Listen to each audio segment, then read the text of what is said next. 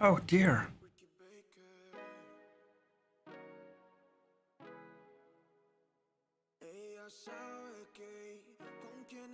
But there it is.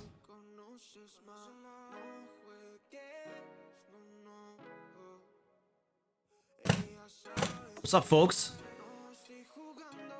Ready for a wonderful Friday evening stream. Amber S, hello, wearing pickle. Tyre, oh geez, Tyre is here. Everybody be in your best behavior. Kim, hello. What's up, Goliath Cleric? Penguin Butt, what's up? What's up, Lewis? Heather, hello.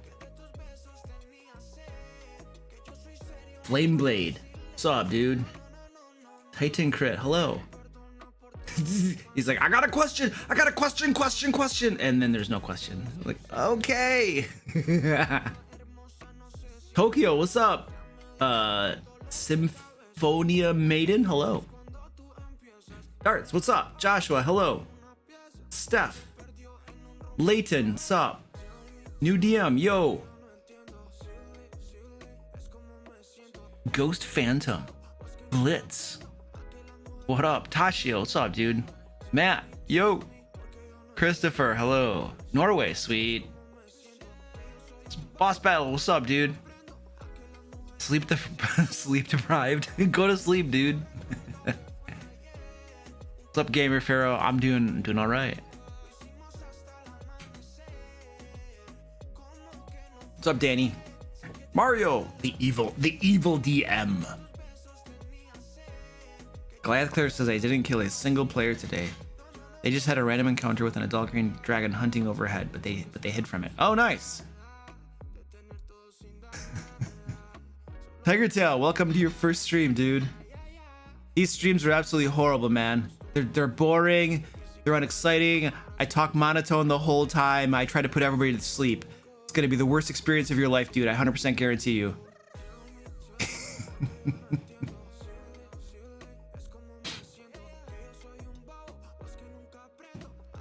A storm made them hide out in the empty little giant cave. They just hid from the dragon? Oh, man. Uh-oh, the Stream Elements bot is running. It's a good thing we only started the stream a few minutes ago.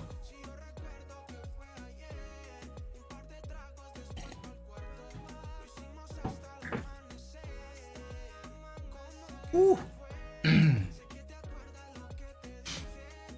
Risky Fortune, hello. Zine Tyler, get up. He's like, okay, leaves. Yes. I just have to keep talking bad about my own streams.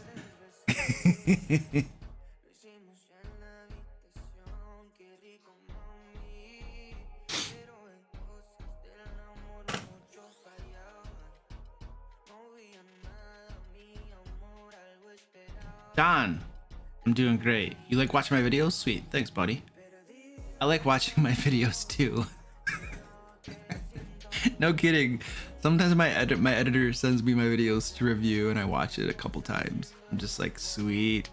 And then after it launches, I'll watch it again. Like, I've already watched this video a few times. Spy Clip, hello. Quasms, what's up, dude? Oh, you get to play for once, Heather? Sweet. Quasms is my editor. He is here now. I have to stop talking bad things about him, otherwise he'll resign. So we gotta be nice. Gotta be nice now.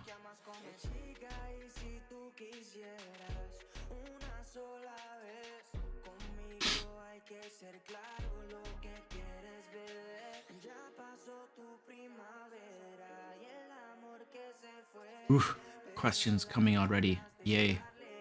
We'll start the stream in a little bit. Right now it's starting soon. There's, you know, that message there. My cat is getting clean for the stream too. Mommy is she's making sure that she is clean and presentable for the stream. So she's giving her foot a cleaning right now. She probably doesn't understand that that's the wrong place to clean yourself. Hey, mommy. Yeah. Hello, we're watching you. The stream is watching you. Oh, here's Squeaky. He's like, I want some snacks.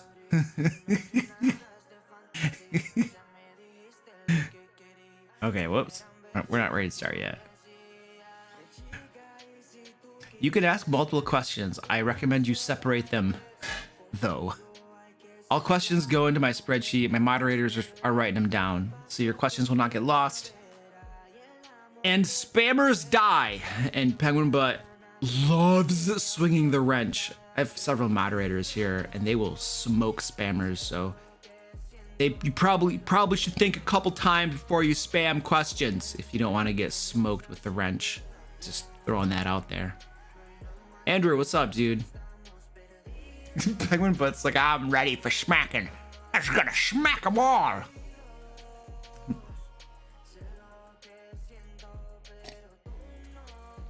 I heard a rumor that Quasums is getting older sometime in the next few days. Oh yeah, Quasums, you have a birthday. What, is it tomorrow, Quasums? Happy birthday, Quasums. Is it tomorrow? I heard it was tomorrow. I heard that somebody was running a happy birthday game for you and they're gonna kill you in the game. Is that true, Quasums? Come on, Quasums. It's a yes or no question. You just type it and push enter. He's having trouble with his computer. I'm shaming my editor. This is probably not a smart thing for me to do.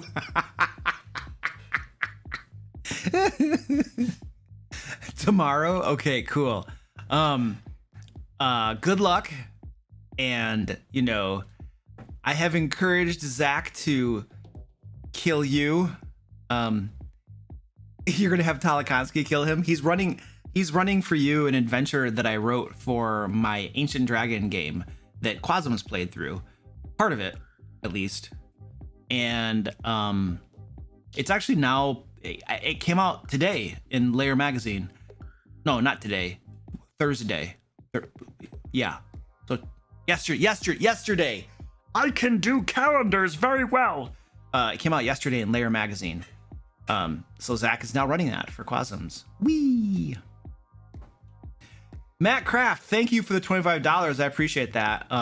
My kitties mostly appreciate that. They're now gonna have more snacks. Actually, I have a backup right now. I have some backup. I was getting low on one of their kitty treats. I had to buy some more the other day, so we're good.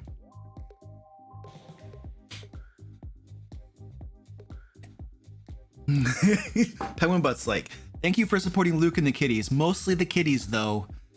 They're look how malnourished they are. Look at these guys. They're so malnourished. Okay, Orange, you are not helping my case. Orange, you're okay. All right, you know what? Let's not go to that camera. They look too big on that camera. Let's go with this camera right there because they look malnourished here. They're just itty bitty ones.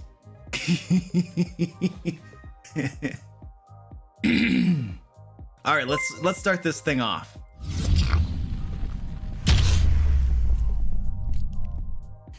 All right, hello, ladies and gentlemen. Welcome to the live stream. Tonight's live stream features me and my cats, and we're gonna be answering Dungeon Master questions in general.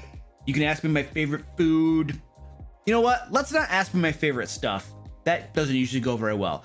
So anyway, Dungeon Master questions, D&D questions, stuff like that. That's what we're doing tonight. So you throw questions in the chat, do the whole hashtag question. My moderators will grab your question. They will throw it into the spreadsheet. Your question will not get missed. Please don't spam. Penguin Butt and my lovely moderators all love smoking spammers. So just do it once and I'll do what I can. I will tell you that I get crap tons of questions on the YouTube streams. So if your question doesn't get answered, you got a couple options. One, you can come over to Twitch. I stream on Twitch every Tuesday. I'm on Twitch answering questions. So you can come there and hang out with us and get some questions in. The other thing you can do too is just throw money at me. Super chats are a thing, and if you super chat a question, I am contractually obligated to answer your question. So I'm not trying to pump you for money, okay? I'm not gonna do sleazy bullcrap like that. I'm just telling you that if you super chat it, I will answer it because it would be unconscionable not to, in my opinion. So anyway, those are your options, but Q&A tonight. And before we jump into the Q&A, I have the first thing that I want to talk about is Stack Up. These dudes right here are 501c3 military charity. They support active and veteran service members, and they promote a positive mental health, and they do like suicide prevention and stuff. These dudes do crap tons of awesome stuff for our folks in the military. So I am in this month right here of May, that's where we are right now, I'm trying to raise, my goal is $5,000 to raise for Stack Up. There's a little bar at the top of the screen there. We've begun, and I want to get closer to that 5,000 goal to raise money. Basically what these dudes do is they have 4 different things they do.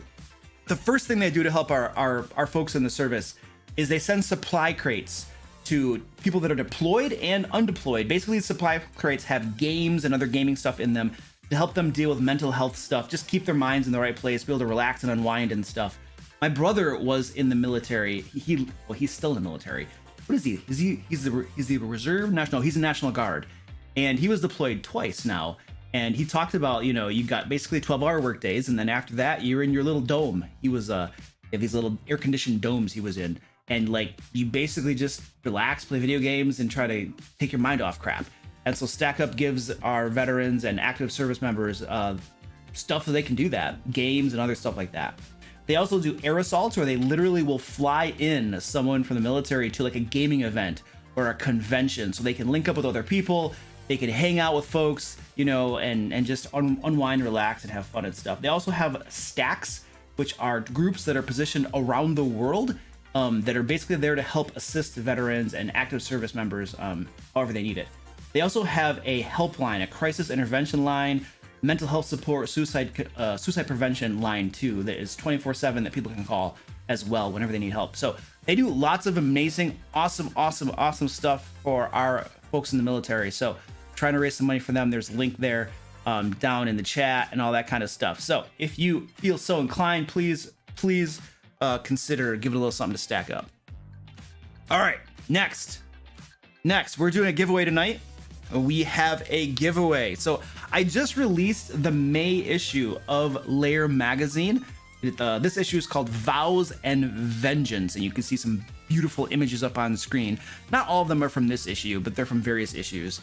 The latest issue just came out, and we are going to be doing a giveaway tonight, not for the latest issue. We're going to be doing a giveaway for a back issue. I think we're doing it for issue 2, which is, I don't know. It's up there somewhere. Peril and Prestige. We're going to be giving away issue 2 tonight. So there's a link there where you can sign up for the giveaway, get in on that. It's pretty cool stuff. Basically, my Lair magazine is a monthly magazine that I publish to my patrons, and it includes tons of Dungeon Master resources.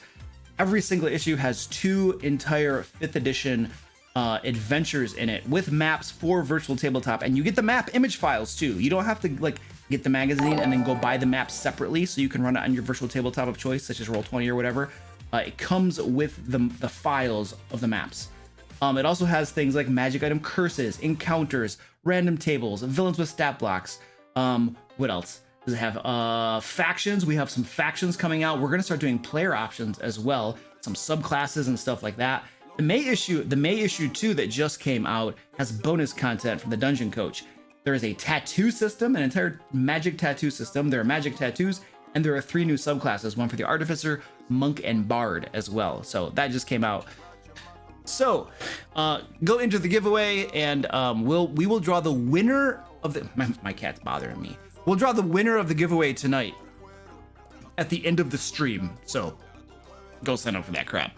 Maybe get yourself some Lair magazine. Woo! All right. We're done with all that. Now we can do questions.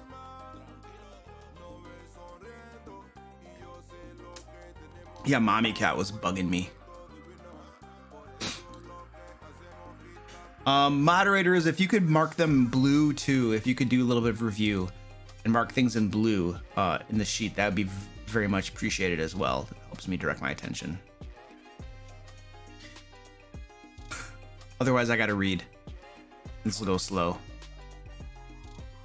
I have a game with some friends, and 2 are into roleplay, and 2 are kind of uncomfortable with it.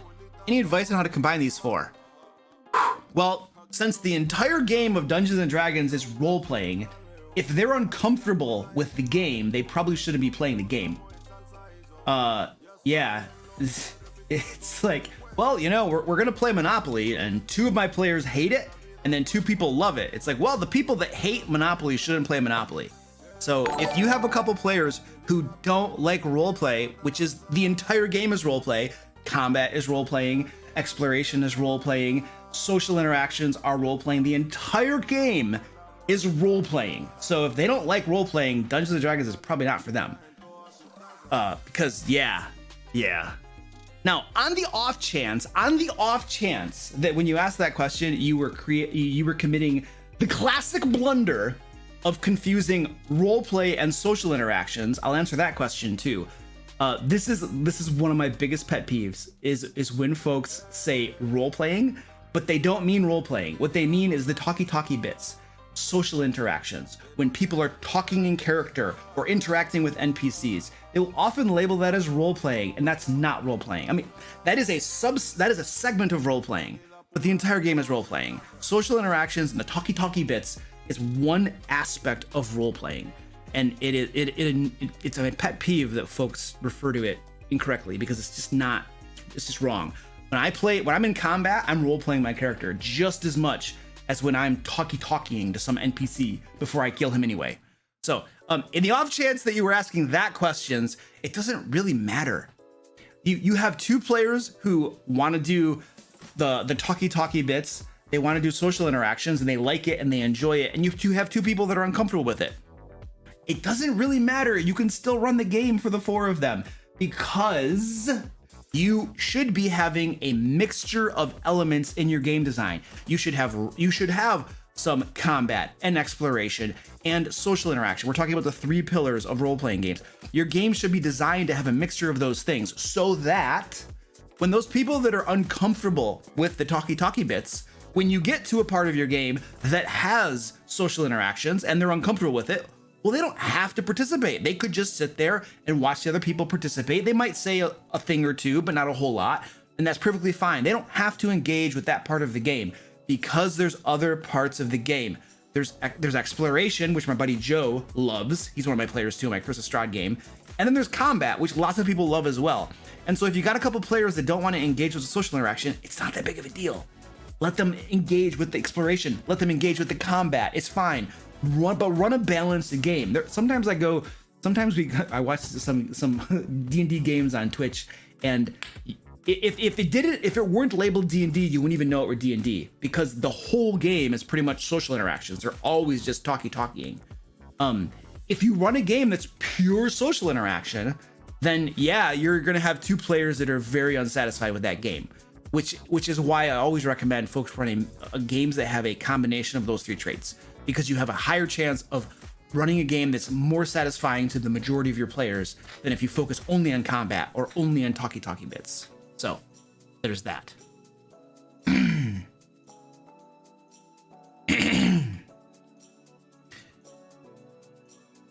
Oh, yay, I forgot to start the recording. I'm gonna start the recording now.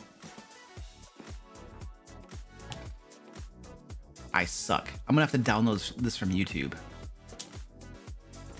Who reminded me to start the recording and I didn't see you? Somebody reminded me, I'm sure, to start the recording and I didn't even see you. I apologize. How do you deal with individuals who hog the spotlight, leading to some players feeling left out? Okay, don't be mean to your players. I was gonna say like smoke them or something. Don't do that.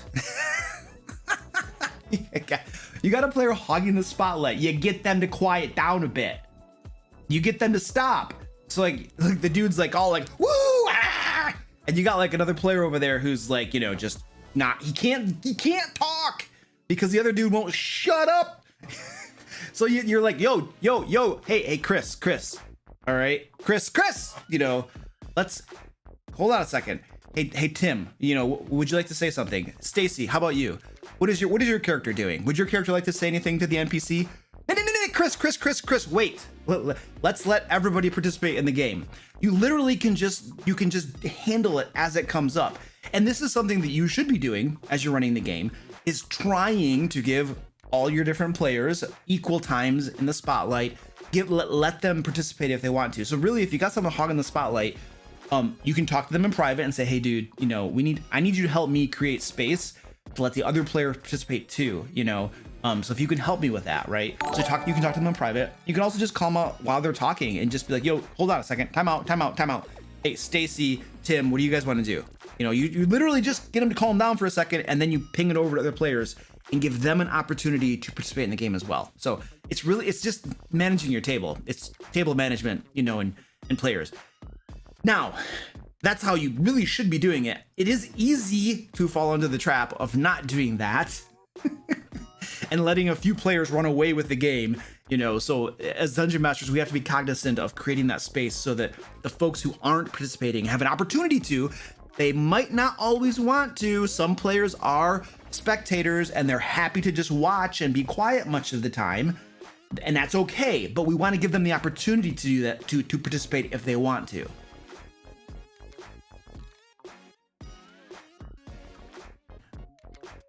Any tips to make dinner with Strahd more fun? I don't know, steak, potatoes. Make sure you have A1 steak sauce. I would go with a nice pie. Maybe like a apple pie, but with the crumble stuff on top. I forget what that's called. There's a name for that. Not pumpkin. Don't do pumpkin. Apple pie is always good. Ooh, pasties. If you can get some pasties. Oh, dude, pasties would be a great meal with Strahd. And then afterwards, if there are any leftovers, you just stuff them in your pockets and go. I think that would make dinner with Strahd amazing. I mean, I can tell you what I did when my players had to dine with Strahd. My players refused his invitation, and so he arrived in Valaki and was like, "Hey, you guys are coming with me. You're going to dine with me." And they had to go through a magical portal to his castle. And his point in having them dine with him was to literally show them that he's the boss, that he's the Lord of Barovia, and they can't do anything about it.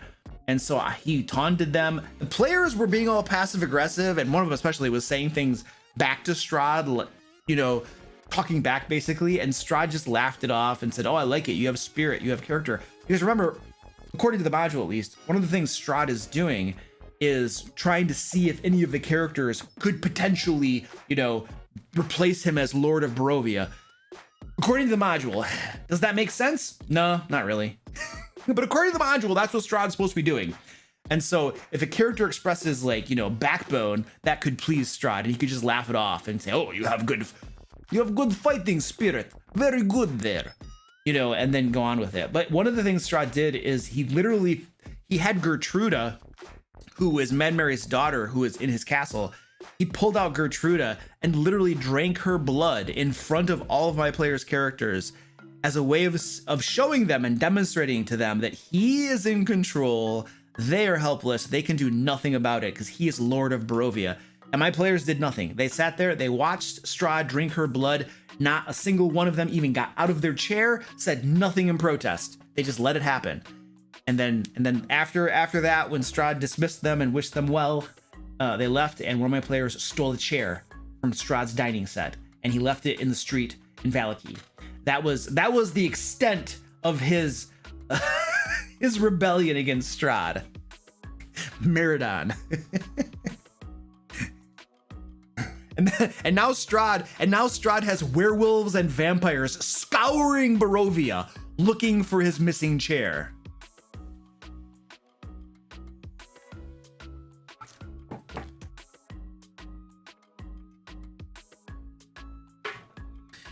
I've watched your great video on mysteries. That's an old one. That's a one I did a while ago. But do you have any advice to give to a DM who wants to create a first homebrew campaign with a mystery? My group loves escape rooms. Thanks. Oh gosh, mysteries are not my forte. If I wanted to create a mystery for one of my groups, see if I can find this. Here we go. Honestly, I would either use one from this, or I would probably create one based off something I read in here, or I would. These are supposed to be mysteries, adventures. They may or may not be. I don't know. I haven't read them yet. either use one of those, or I would read through some of these and get inspiration to create a mystery. And then I would just create a mystery and I'd wing it and I'd do my best. I don't really have any, I mean, besides that video, I don't have any great tips on mysteries. That's not really my forte. I don't run a whole lot of mystery adventures. So I can't really offer any super great advice on it, in all honesty. It's not usually what I do. Somebody's like, oh, you're supposed to know everything. Nope, don't know everything over here. So, sorry, dude. Squeaky, he's starting to bite my leg. What? What's wrong down there? He's blinking at me. My group keeps getting in fights with NPCs in positions of power and getting themselves in danger. What should I do to keep them from doing it? Dude, your group is rebelling against authority. That's what they're doing. They're doing it. It's the classic pattern. Okay, so we have real lives and then we have D&D. In real life, I take it from my boss and I can't do anything about it unless I quit my job. All right. In real life, I gotta pay my taxes. All right. In real life, I have to follow the rules. In real life, if the authority tells me something, I have to do it. All right. That's real life. D&D is not real life. D&D is my ability to do things that I can't do in my real life, which includes giving authoritative figures the middle finger. Yeah, that's right. Yeah, so like I can't say up yours to the authorities in my real life. I could, but it's not advisable. But in D&D, I can. So it sounds like to me you have a player or two who's just doesn't like authority, and D&D and the game is their opportunity to basically tell authorities up yours. Or you know, you're portraying the authorities in a certain way that is rubbing your players or their characters the wrong way too. So, you know, if your authority figures are chafing against them by the way that you're role playing them, that could be provoking the players to do stuff as well. But also, you know, it could just be in their minds, you know, we're heroes here. We're the dudes and we're powerful, or we will be someday. And we're not gonna follow the rules of anybody, you know? And so they're rebelling against authority. And my recommendation to you, there are some things I just talked about you could address and tweak, you know, perhaps how you're role playing your authority figures, but you could also just introduce consequences into the game. If they did something to perturb a local lord, he is not without recourse. He has, above all, he probably has money and authority, assumedly. He can do lots of things to screw with your players to make their lives more difficult, including hiring rival adventuring companies to do certain things, who knows what. So introducing consequences into the game world is one way to get to players if you want to run a quote unquote realistic game, because you don't have to, you know, but if you want it to have a semblance of realism where if they give the middle finger to an authority figure, there are actual consequences, well, then make consequences. And they might stop doing it.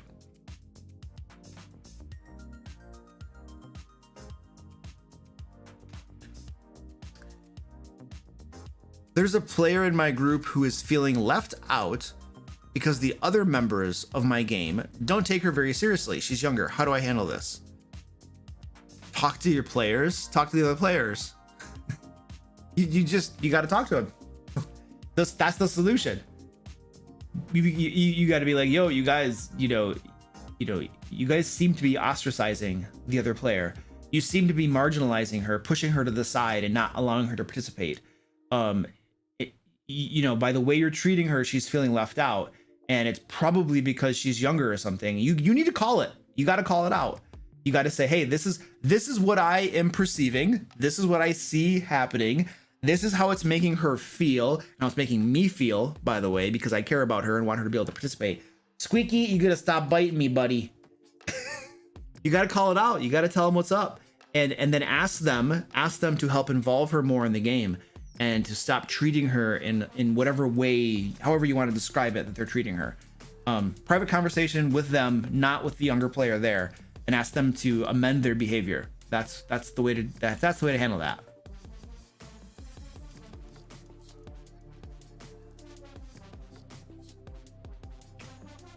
I'm a first-time dungeon master. Do you have any tips?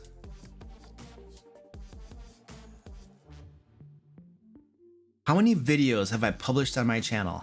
I have a few tips. Specific questions will get you specific answers. Otherwise, I'm just gonna say, watch my videos. Sorry, I'm a jerk. I don't know what you want me to do.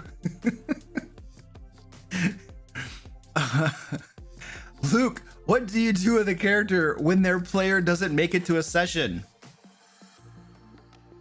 I call the player on the phone, see where they are. I drive to where they are. I get their happy butt in the car and I drive them back to the game. My other players sit at the table and they hold down the fort.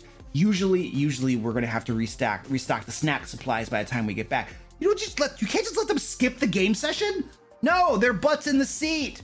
They gotta be there playing. It's the way it works around here.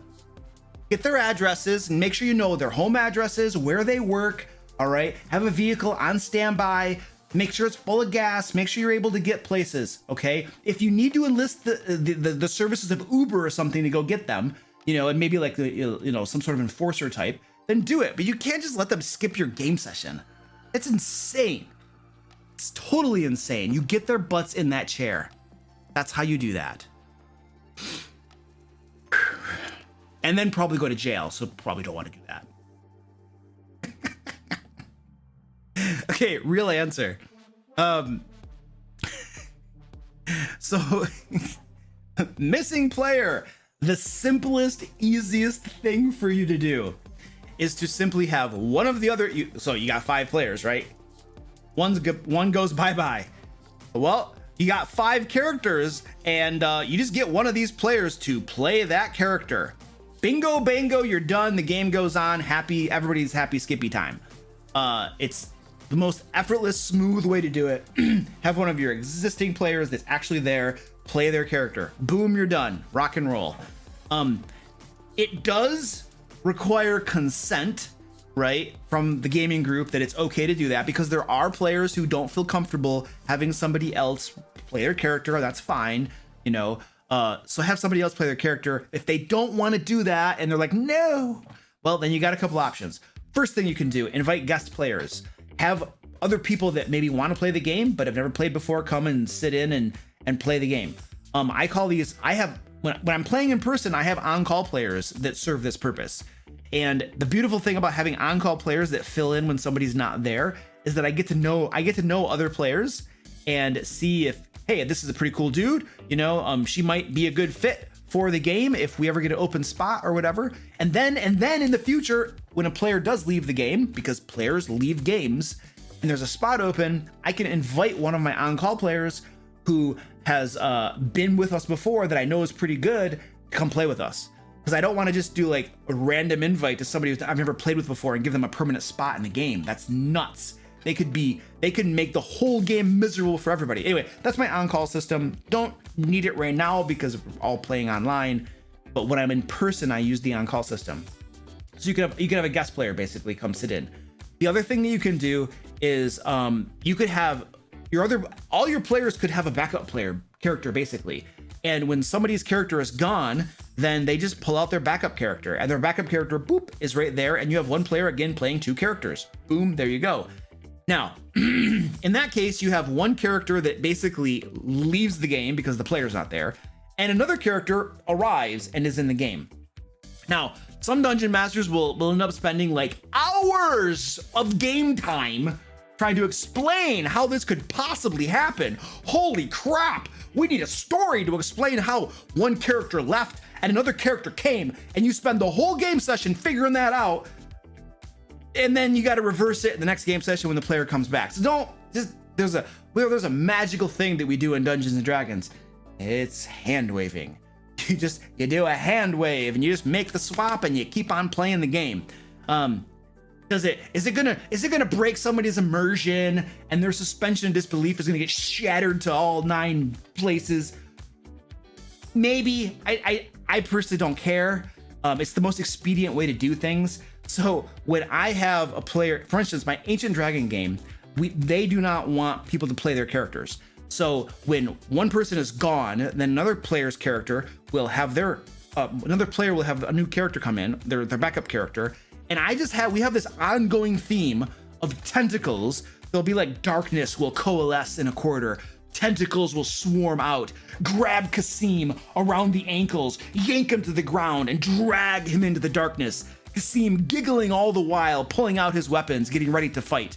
And then a portal opens up above, and another person falls out onto the floor and collects themselves. And then both portals close back up. And you guys all see lying before you Jim Bob's new character who's going to be playing with you for this game session because Kasim is gone. And that's it. Boom, you're done, and you keep on playing the game. That is an option as well. So a few different options there for you.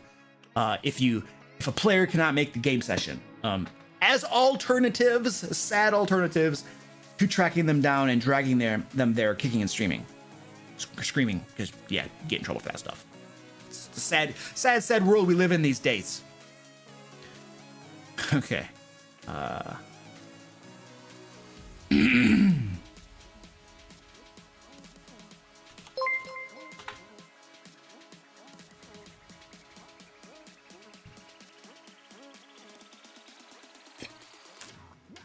Joe Hell, thank you for becoming a member. Appreciate that. Click that guy right there. Click that guy. What literature do you get inspiration from? I don't know if I get inspiration from literature. Ooh, okay, you know what? My mom's probably gonna call me tonight.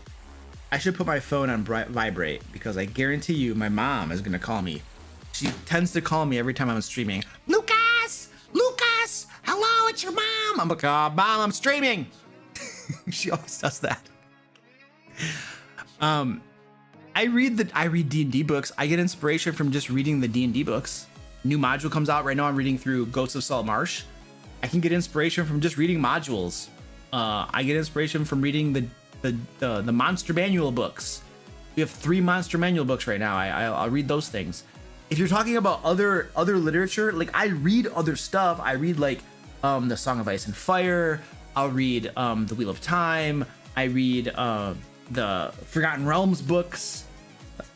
So I'll read those books, but I don't get inspiration from them for my games. In so much that I don't like reading those books doesn't get me excited to run D&D. I don't take things from those books and use them in my games, at least not consciously. Who knows what's kicking around up here? It just, expresses itself naturally without you knowingly doing it. So I read those books, but I don't really get inspiration from them. They don't get me fired up to run the game. Most of the time, what gets me fired up and interested in running the game are 2 things. One, just reading D&D books like the modules or the Monster Manual, or preparing for my game session. When I start preparing for my game session, when I start creating adventures, there's 2 types of preparation. One is creating the adventures, which I usually do way in advance of the actual game session.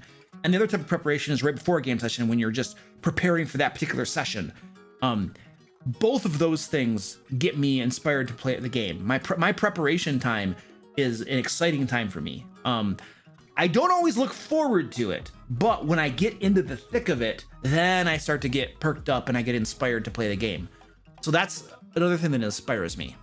It's not literature though. Squeaky, you keep on biting me. You're gonna get picked up.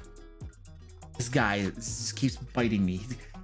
It's ticklish too, because he gets up next to me to bite me, and then his whiskers are like rubbing against my leg, and it. Oh! We have a show. We have a cat show. Orange is getting himself all purdy for stream. Orange.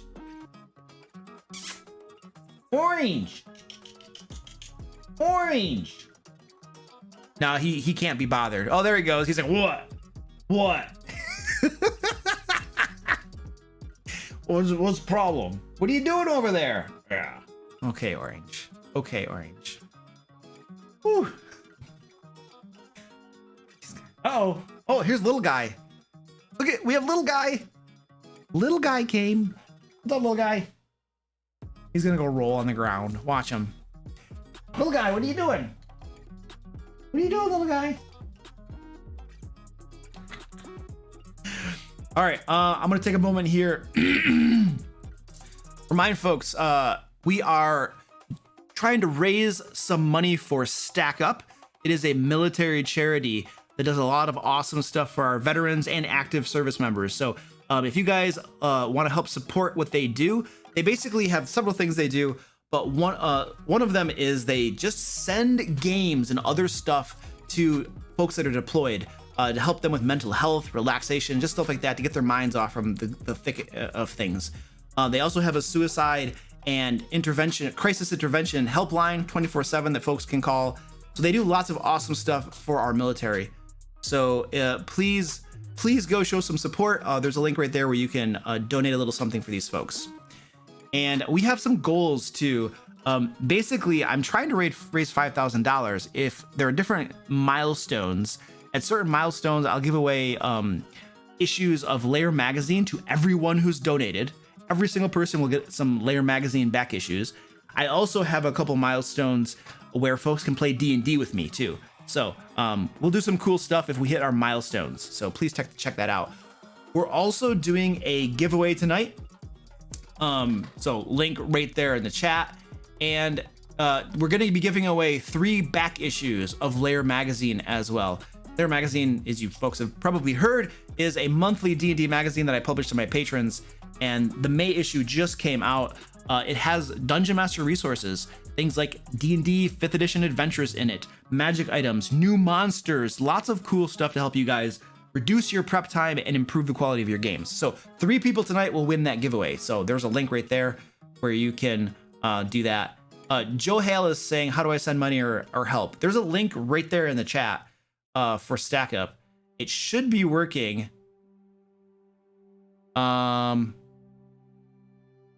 Let me just double check. Yep, it's working. Yep, the link down in the chat is working. So you can just click that, and then there's a place where you can donate. Looks like we're at $500 right now, which is awesome. Woo! Ambers is our top donor. Ambers right now has donated $250 to Stack Up. Thank you so much, Amber. That's awesome. Mr. Gore, $25. Thank you so much, dude. I appreciate that. Heather Hot Mitts, $50. Thank you so much. And then we got some others from some of my previous streams. Thanks so much, guys. So we have, holy crap. Oh no, oh no, oh no. There are some of our incentives. Luke does a little dance, and then I have to do, Luke sings a song as the barbarian. These are some of the incentives. So Amber just Hot Mitts unlocked the dance, and then Amber's unlocked Luke sings a song as the barbarian. Oh dear.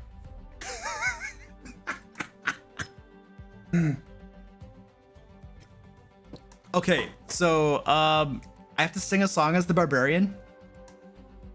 What if I sing I'm a Little Teapot as the barbarian while I dance? That should satisfy all of these. Would that be fair?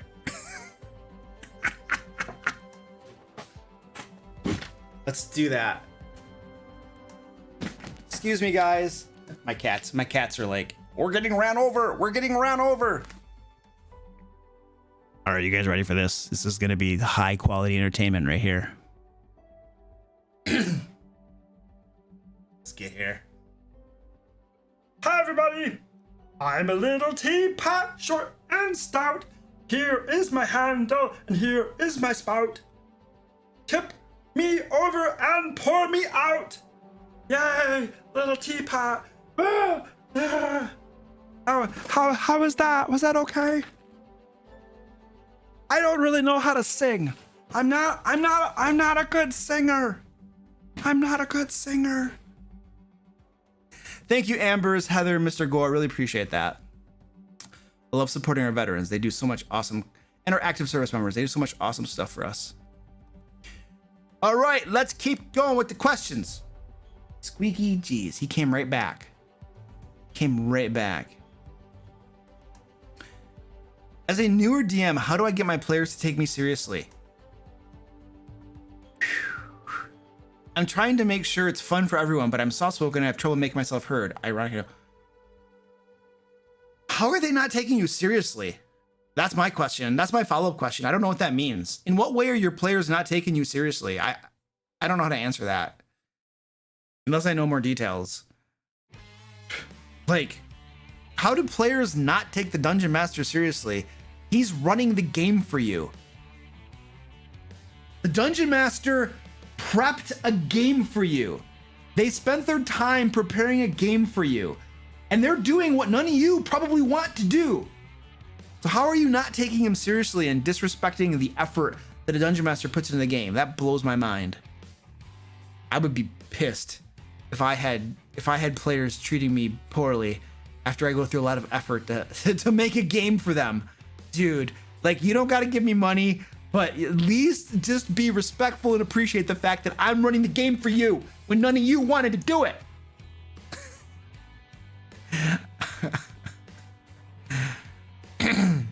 I mean, the solution is probably to talk to them. The solution is probably to explain how you feel, the way they're making you feel, you know, and then, you know, talk with them and figure out what the heck's going on. Why are you guys treating me this way? You know, like, did I do something to deserve this? Do you guys just not like me? I mean, I don't have to be the Dungeon Master. I don't have to prepare the game for you, you know? So I would probably try to talk with them, but you can tell Luke has some undercurrents of anger walking into that conversation. Joe Hale, thank you for upgrading to Ancient Dragon, dude. I appreciate that, buddy. Thank you so much. Okay. All right, keep going. Keep going. I gotta remember, violence is not the answer.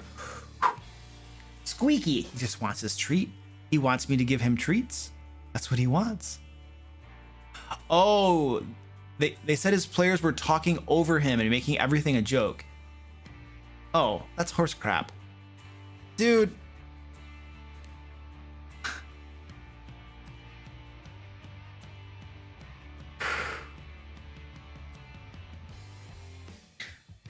So if I had players that were if I were trying to talk and run the game as a Dungeon Master, and I had players talking over me, just talking over me, shutting me down, not letting me run the game, essentially, and they were turning everything into a joke. Now, here's the thing.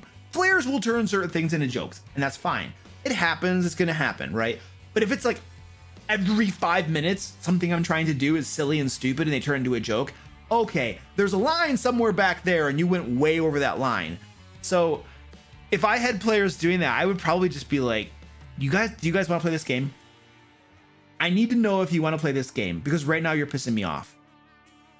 Right now you're talking over me and you're not taking anything seriously.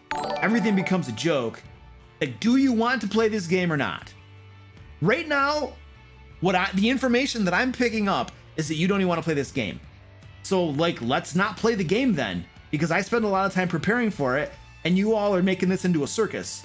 So let's figure this out. Is it yes to the game or no to the game? And I would be putting my stuff together probably. Ready to walk out. I would be pissed if that were happening to me. There are so many players out there that wish they had a Dungeon Master to run the game for them, and then you have people that are just like throwing it in your face and won't even let you run the game for them. It's horse crap. It's horse crap, dude. So I would not take that.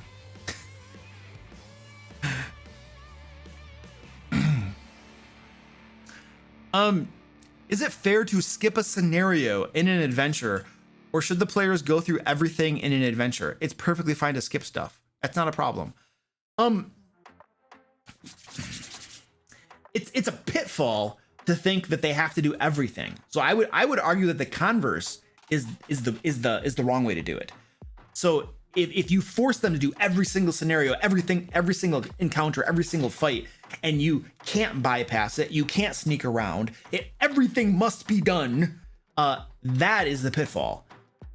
So it's okay to skip stuff. It's okay to if they have a clever plan and it works and they make some good rolls, they might bypass something, they might sweep talk their way past a guard or something. It's fine. There's nothing wrong with that. And it makes the players feel good when they accomplish things like that and then don't have to fight everything in that dungeon or whatever. So no, it's perfectly fine to let them skip stuff. And you could if you're running the adventure and there's some stuff in there that you just don't even want to use because it's kind of dumb, just pull it out and don't use it. When you run an adventure, you have the prerogative as a dungeon master to change whatever you want. Run that module, that adventure the way you want. And then your player, and even if you had something in there, your players can skip over it if they figure out a way to do that. When do you feel it's appropriate for a player to switch characters? When they're not having fun with their current character is usually the parameter I go by. My current one I feel doesn't mesh well with the group. That's a good reason to switch a character too. I have GM's blessing, but fear it would be unfair to other players. Why would it be unfair? Why would it be unfair to them? I don't know. I don't know. Like, are the other players like not allowed to switch characters? If they're not allowed to switch characters or something and they want to, then that might be, that could make them feel like it's unfair. But if that's not the case, then I don't see any reason why they think it's unfair. It sounds like you have very good reasons for switching it, you know, and just say, hey guys, you know, I'm going to switch characters because my current character doesn't work well with the group and this new character will work better with the group. And we're going to do a switch. And as long as, I don't think there's a problem with that. As long as you're not switching characters like every 2 game sessions. I had a player once who wanted to switch characters every other game session. And I was like, no, not happening. All right. Because that got old fast. Because there are some players who just want to theory craft everything. They're on Reddit and Facebook and they're just like, and they build these characters together, you know, and then they get all excited and they want to play it in the game. But then once they've played it, they get bored of it and they want to do something else. And it's like, no, that is disruptive to the game. Not happening. Thank you very much. So I had a player like that once. I was like, I had to put my foot down. I'm like, no, no, not happening. It's too much, dude.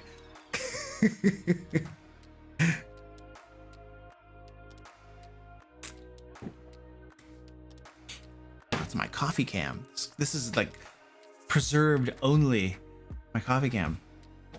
Never play with people that don't respect people. That's pretty good solid advice right there, Mario. Absolutely. Is Tashio leaving? Tashio. It's not that late. What time is it for Tashio? It's only like 2 in the morning. Tashio, come on. It's 2 in the morning, dude. You got it in you. Just stay up till 4. Come on, man. Tomorrow's Saturday. It's not that big of a deal, buddy. He's already gone, isn't he?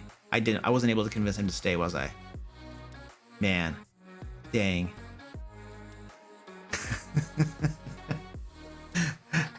Denkono, hello. Hello, Luke and multiple cats. It's 1 a.m.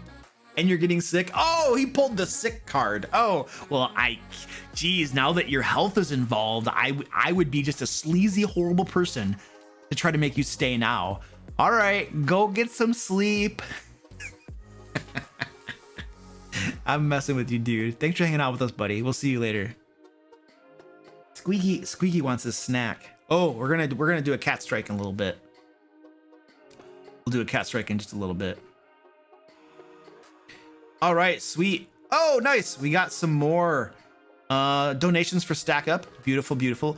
John Duke, thank you so much for the $20 for Stack Up. Really appreciate that. Oh, yay. We have anonymous donation, $100. Luke dances and sings I'm a Little Teapot. Oh, spectacular. I'll do that in a little bit. Thank you so much for donating to Stack Up, guys. I really appreciate that. I can't even type in my own chat. It says I have to sign in to chat. It's YouTube, you're stupid. It's not YouTube. It's either Stream Elements or OBS, but whatever. They're morons. Logan says, hey Luke, I have been considering possibly trying to turn my DMing into income lately. How did you get to where you are now with making money from Dungeons & Dragons? Any tip? I created a YouTube channel and I started making videos. And it took me 3 years. Was that 3 years? 2.5 years? It took me like solid 1.5 years. I don't know. It took years, dude. It took years to get where I am at. So my path is not the easy path. My path is the long path of lots of hard work. And it requires a certain skill set too. It's probably not something everybody can do. There's a definite skill set and that it requires. I feel doesn't mean you can't learn it, but it does mean you got to get it somehow. So if you want to turn being DMing into an income, you don't have to take my path. There are other paths to getting an income from being a dungeon master. The most common way to make money as a dungeon master is to run games where you charge people to play in your game. And you can, depending on how good you are, you can charge various amounts of money. Right now, I have players who pay $100 to play in a game with me, and there's a line too. So why? Who knows? Apparently they have fun and they enjoy it. So the better games you can run, the better you can get as a dungeon master, the more entertaining games you can run, then you're able to charge folks perhaps for that. You can also look at going to some companies, depending on where you live, will pay for people to run D&D for their associates, for their employees, and they consider it some sort of like, benefit. They might pay you $500 for a night to go in and run D&D, and you make some money. So there are different options, different ways to get into doing that. I don't know tons of details about how to do that. There are lots of folks who there was a guy, one of my players we did a one shot. Ed ran a one shot for us this week on Tuesday, and he is a pro DM. He makes money for it. He runs 11 games right now. They're pay to play games, and I don't know if that's his full-time income, but it's probably a decent income. So he could probably give you some information. You should ask Ed, or ping my Discord or something. Yeah, 11 games a week. Yes, yeah, I know, dude. It's a lot. I don't know. He said he loved it though. He said he's like, I love D&D though. It's on my second. The video will be coming out actually today. Yeah, if you go to my second YouTube channel, the DM Lair streams, then you can watch the one shot that Ed ran for us. It's called A Cry for Help, and it's like starting to get windy outside. And one of those players said he has 11 games that he runs. And he said he loved it too. Yes, awesome. I don't know that I could run that many games a week personally. Even if I had nothing else that I was doing, that would be a lot. That means that at least a few days you have 2 games a day.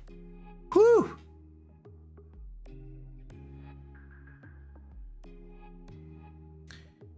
Do you think a dungeon master should read the Dungeon Master Guide? Yes. Luke, do you carry at the table to ensure your DM authority? Not yet. I just did my fingerprinting for my CPL though, so I will be able to do that. I won't. I don't think I would need to do that. That would be highly illegal to brandish to ensure your dungeon master authority. You don't want to do that, dude. How important do you think it is a DM knows all the rules? You can't know all the rules. It's impossible to know all the rules. You should be familiar with them. You should especially be familiar with the most important ones, the ones that come up all the time at the game table, but you can't know them all. At the very least though, you can be familiar with the most important ones and some of the other ones, and then be able to find the reference when you need to, and be okay with making temporary rulings as needed. But you can't know everything. There probably are some that do, and they're insane. They're just like got crazy memories. I can't. And I forget things too, like even some of the most popular rules, like even some of the rules you always deal with. Sometimes I'll forget those and I'll be like, wait, how does grappling work again? And I'll just totally have to look it up because I'm a moron. Actually, I think that happened to me about a week ago. I think that was in my Ancient Dragon game. I think it was grappling or it was something. And I was like, wait a second. How does this work again? Yeah. So you can't know it all.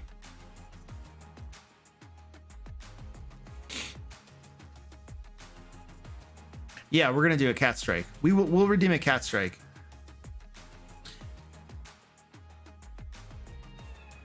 Does the stream end when your tankard is empty? Pretty much, but I have backup. I have more coffee right over there, so we'll get some more.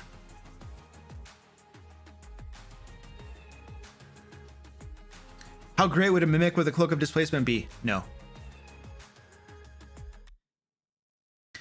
Have you ever heard of doing levels higher than 20? Yes. Have you ever done that? No. These are the easy questions. Oh, these questions are great. So just boom, boom, boom, boom, boom, boom. Close-ended questions. No elaboration needed. Why don't you do more collaborations? Oh, why I don't do more collaborations. You really want to know why I don't do more collaborations? You want to know the cold, hard truth of why I don't do more collaborations? There are two reasons. One, it takes a lot more effort, tons more effort to do a collaboration than to just do my own thing. It is disproportionately more expensive time-wise to do a collaboration than it is to do my own thing. That's the first thing. It's a lot of work to do a collaboration. Second thing, some people who do collaborations, how do you put this? They're not very considerate of the fact that it's a lot of work to do a collaboration, and they sometimes screw you over on the collaboration. You might end up doing a lot of work on a collaboration, and then the person, let's say that, you know, the idea, here's the purpose of a collaboration. The purpose of a collaboration on YouTube or anywhere else is to share each other's audience. That's the purpose. Is to help get the other person some exposure. So I do a collaboration with this dude over here. You know, I'm on his channel a little bit, he's on my channel a little bit. The whole point is that we can get some like cross flow of our audience, right? That's the purpose of a collaboration, generally speaking. So some folks don't understand that that's the purpose, or they just don't implement it well. So I might, on my end, implement the collaboration in such a way to plug the other guy, tell other people about the other guy, to drive traffic to the other guy. But on their end, they don't do the same thing for me. They'll just not include the links, or they won't mention that and you'll just be like, what the crap, dude? You just screwed me. Like, I literally spent tons of time and effort on this collaboration. I plugged the crap out of you, sent people your way, and then on your end, you just stiffed me, dude. Why did I even do this? What was the point of doing this? So when you've done some collaborations, you start to see that happening, because here's the thing. Not everybody who's a content creator on YouTube understands these things, right? Some people are just making dumb videos and they get lucky, or they make funny dumb videos that people like and they grow really big, but they're not business minded. They don't understand some of these finer points of etiquette and stuff. And so they'll either, sometimes I think it's unintentional, but they'll just screw you over. And then you're just like, come on, dude, really? Come on, man. Why, dude? Why? You know? So when that happens to you a few times and you see that happening, and then you learn, you find out who some of these people are, and you understand, oh, this guy's really young, he's inexperienced, he hasn't lived in the world very long, he probably doesn't know what he's doing.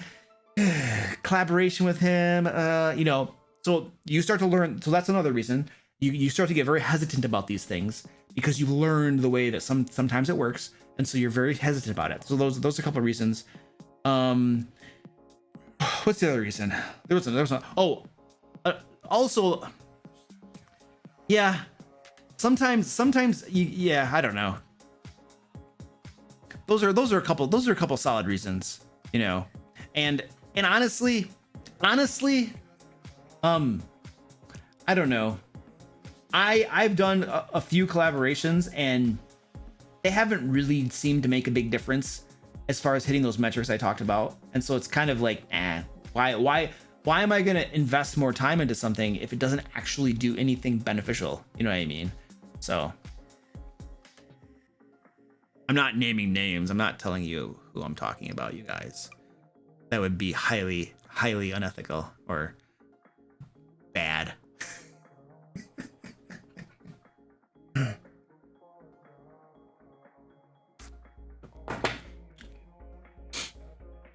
Now, I recently did a collaboration with the Dungeon Coach, and he's a good dude.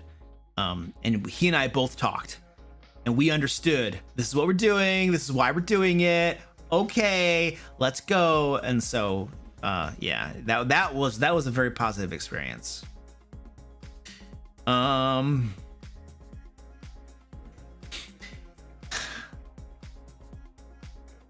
find another one here. Oh, let's do our cat strike. Let's do our cat strike. Cat strike time.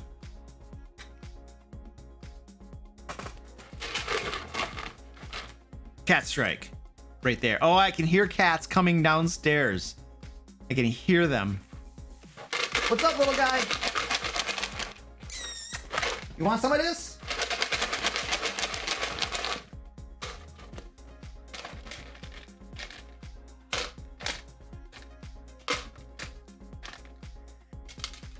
All right.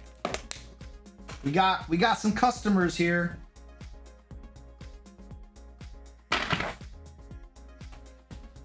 I'm gonna open up the other one because that wasn't a whole lot. That was kind of like half of a strike. We want to make sure they get the appropriate amount for their strike.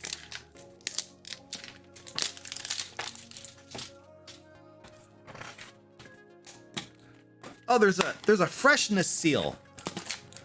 There's a freshness seal. Oh yeah, that smells nice and fresh.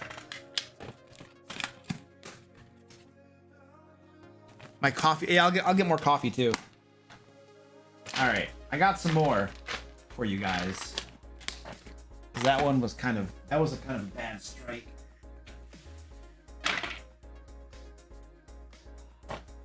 Orange got scared. All right, I'll be back.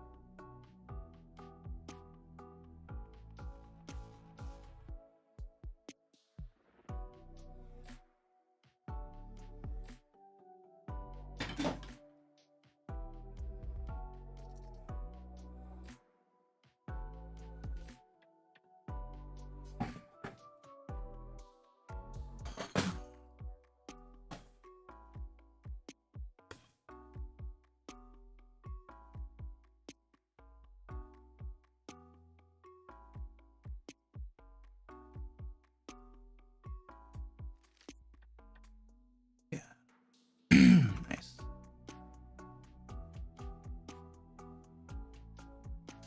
Have I heard of Arcadum? Yes, that dude's awesome. Arcadum, he's a Twitch streamer and he has a YouTube channel too. Message deleted. Why was it deleted? Oh, was it? It was probably spam. He's really cool. He did an interview with Devin Nash too. He did 2 interviews with Devin Nash talking about D&D. Amazing, just amazing stuff. So yeah, that guy's awesome.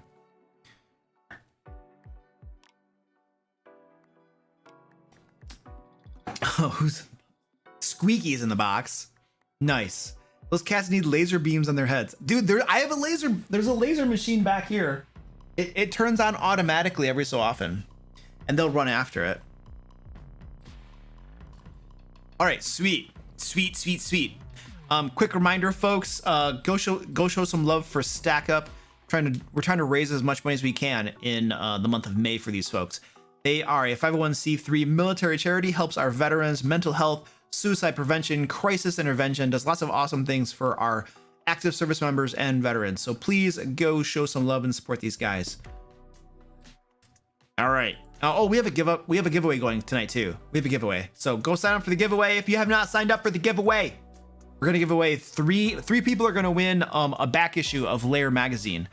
So we'll draw the winner to the giveaway tonight too. So go sign up for the giveaway too. Thank you.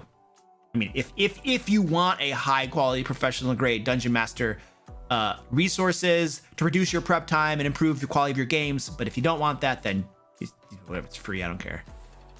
The giveaway is. Hey Scott, thank you for the super chat. £5. I think that's what the L means. The little L thing. New subscriber here. Your content is really helpful. If you were going to create a campaign inspired by Soviet Russia, how would you do it? I would read the crap out of Soviet Russia. That's my first thing. I would get a history book. And start learning about Russia and Soviet age Russia. And then as I'm reading it and getting inspired by it, I would be taking notes and thinking of ways to turn that into a D&D campaign. I would probably start doing some campaign planning. I would pick out some villains, some stat blocks for villains that could be the main bad guys. I would figure out how their society is formed, how the organization works. I would start fleshing out some campaign ideas based upon my research of Soviet Russia. That's how I would do it. That's the way to start it. And you just start fleshing things out. But that's where to start. So I hope that helps a little bit.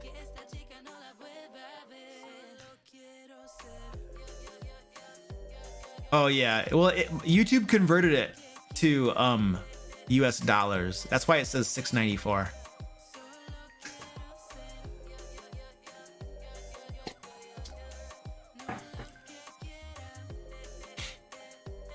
All right.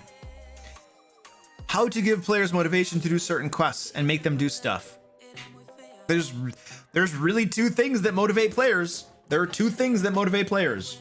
One, I mean, there are probably lots of things that motivate them, but one of them is money, rewards, they're mercenaries. So that's one thing to motivate them. That's how you motivate them to go on quests. The other thing is doing the right thing. Some players are motivated, some characters are motivated to do the right thing. You can motivate them by that. There's another motivator too, which is, do you want to play the game? Like, do you want to go on a quest and play some D&D? So yeah, if you want to play the game, there's some quests over here that I created that you can go on. Yeah, you almost start to get into the social contract a little bit too, in the sense that the Dungeon Master is like, hello, I'm the DM. I have created an adventure for you to go play. And the players are like, hello, we are players. We have characters in this game world, and we created them to play the game. And oh, we see your adventure. We will go run your adventure. Thank you very much. Thank you, Dungeon Master, for taking the time to prepare that adventure for us. We know you didn't have to. We know that you could have just not done it, and then we would not be playing this game. But because you took the time to prepare that adventure for us, we, with our characters, will go on that adventure. That's part of the unspoken social contract, that players won't just give your adventures the middle finger. They'll actually go do the adventures. So there's always that. I prefer not to have that conversation with my players. Hopefully they get it, and hopefully they just understand that Luke spent time preparing something for the game. We should probably go do it. Honestly, if I had players who never wanted to go on any of the adventures I created, well, there's two things going on. One, maybe my adventures suck and I need to get better at making adventures. Maybe my plot hooks suck and I need to get better at delivering my plot hooks. Okay, there needs to be a reason. When you deliver a plot hook, there needs to be a reason to go on the adventure, something that motivates them, money, doing the right thing, etc. And there needs to be a clear next step. You need to clearly describe what the problem is, describe what the reward is, what the incentive is going to be, and then what's the next step? What do you have to do next to get them off in the right direction? So it's possible that if your players are ignoring your adventures, it's because you aren't delivering them well. And you need to work on that. Or your adventures might suck and they don't want to go on them. So there's always room to improve. And so that's the thing too. But it could just be too that your players are just, I don't know. If that's not the case, if you're delivering great plot hooks and your adventures are fun and your players are constantly just like, nope, nope, nope, nope, nope, not gonna do it. At that point, I'm gonna talk to my players and be like, yo guys, do you want to play D&D? Like, I spend time creating all these adventures and you don't want to go on them. What do you guys want to do? You guys want to play Risk? Want to play Axis and Allies? Like, I don't know, but Dungeons and Dragons doesn't seem to be working for us because you guys never want to go play the game. So what do you guys want to do here? At some point, you will reach the point where you need to like have that conversation. If your players constantly are just giving the middle finger to your adventures, because it's like, do you want to play the game? So anyway.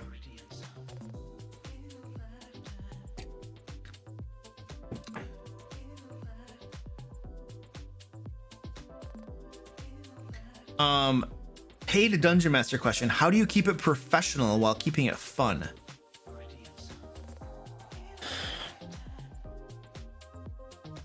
Well, they're not mutually exclusive at all. Like, so one of my groups is a paid group. They pay to play. And I mean, I don't really do anything different for that group than I do for my other group, in all honesty. Except that I know they're paying for it, and so I make sure that I got my crap together and I do a good job. And even if I don't feel like it, I still force myself to do a good job and run the game well, you know, even if I'm not in the mood or something. But it's always going to be fun because I'm still running the game the same fun, interesting way that I would normally run the game. I just I have to make sure that I'm on my game. I have to do a really good job of it all the time, regardless of how I feel, because I'm getting paid for it. And that's where the professional aspect comes in. You know, making it professional means it's high quality, and it's always high quality. And even if you don't feel like it, you still do a good job at it. You know, you can't just be like, man, I don't feel like it today, guys. That doesn't work when they're paying you. You need to step up and do what you got to do because you're getting paid to do it. And I think that's where the professional comes in. Professional doesn't mean stiff and formal. That's not what professional means. If somebody comes to a game wanting to have fun and the dungeon master is stiff and formal, that might not work so well. I don't know. It might, but it probably might not either. So, I don't know.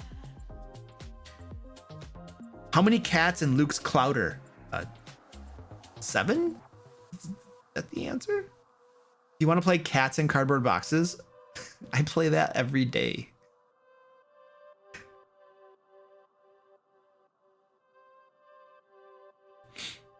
What are my favorite 3 D&D books? Player Handbook, Monster Manual, and the Dungeon Master Guide. I don't know. Eberron is amazing. Eberron is absolutely hands down probably my favorite D&D 5th edition book. It is so good. It's such a good book. After that, I like the monster manuals because they have more monsters in them. Those are always useful to me. So yeah, I'll just go with monster manuals 2 and 3. Volo's Guide to Monsters, which is Monster Manual 2, and then Mordenkainen's Tome of Foes, which is Monster Manual 3. See, they got all fancy in 5th edition. They're like, we're not going to call it Monster Manual 2 and Monster Manual 3. We got an idea we're going to use here. We're going to call it, we're going to call it Volo's Guide to Monsters. And then Mordenkainen's Tome of Foes. Oh, we get snazzy in 5th edition. Yeah, so... What are your main house rules? I don't know. I have lots of little house rules, but there's nothing like big where it's like, this distinguishes my game from all other games. Ooh. In essence, I run D&D 5th edition mostly by the way it's in the book. I have a few tiny tweaks here and there, but nothing that makes it materially different than out of the box, in my opinion.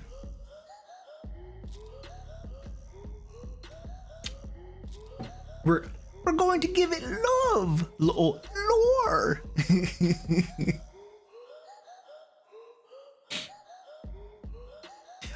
Luke casually mocking the creators of D&D. Have you been to my live streams? Have you been to my live streams on Twitch?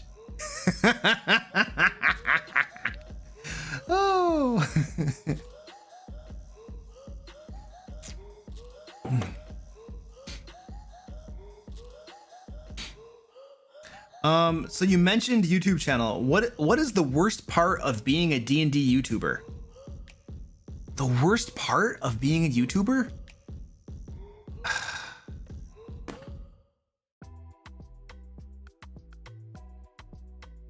don't know. I don't think about that stuff a lot. The worst part of being a YouTuber. I mean,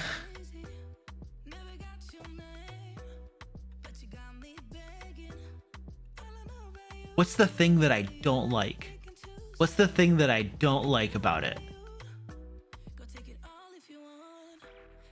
What's going on over there? Don't throw up on the live stream. Oh my gosh. Thanks, Squeaky. Squeaky's like, let me help you think. Jeez, Squeaky. Stupid cats. welcome to the collaborations. I mean, I don't hate the collaborations, I just don't do them. There's nothing that stands out that I don't like about it. Well, that's the worst part about it, you know? I mean, you're always creating videos, you're scripting videos, you're thinking of new topics to talk about, you know, you're filming them, you're editing them. In my case, I pay someone to edit them. I used to edit all myself, and now I pay somebody, and he does an amazing job. So I'm very happy with that arrangement. And then, I mean, that's the core element of doing YouTube videos. That's the core element of it. It's just creating the videos, you know? There's a lot of other stuff that I do, lots of other stuff that I do that are part of my D&D business or whatever. You know, I do the videos and I create the Lair magazine, and then I had a Kickstarter into the Fae, and then I do the live streams, and then I have a website where I put free D&D resources for people to use in their games. What else do I do? So I do lots of different things, you know. Those aren't all, they're not all part of being the YouTuber. They're just additional things that I do as kind of like the whole package of all the different ways that I try to help the D&D community. You know what I mean?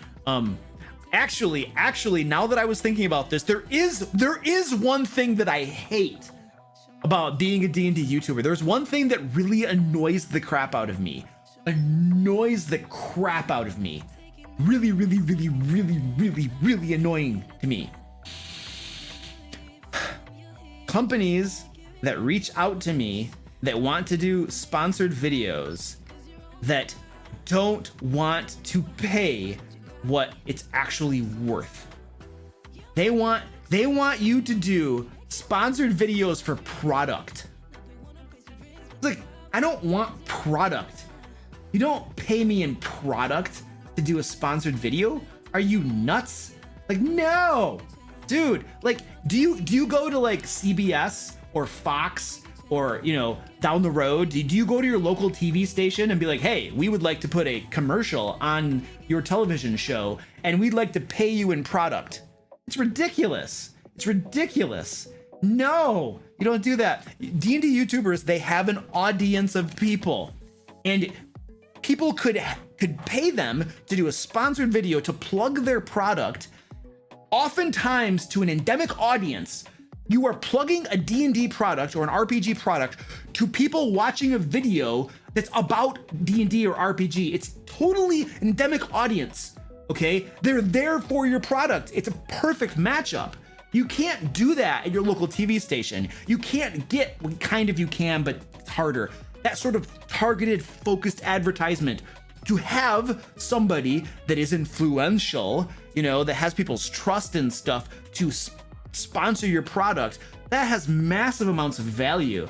And there are lots of companies and just people in general that reach out to YouTubers and want them to do sponsored videos and stuff, and they don't value, they don't understand, either they don't understand the value that the YouTuber, or we'll call them an influencer, they don't understand the value that an influencer brings when they sponsor something, or when they plug something, or they don't care and they just want to like screw them over. But I will say that it is not without reason that they do this, because most influencers, most YouTubers have no clue what they're worth. They have no clue. They have no clue what to charge.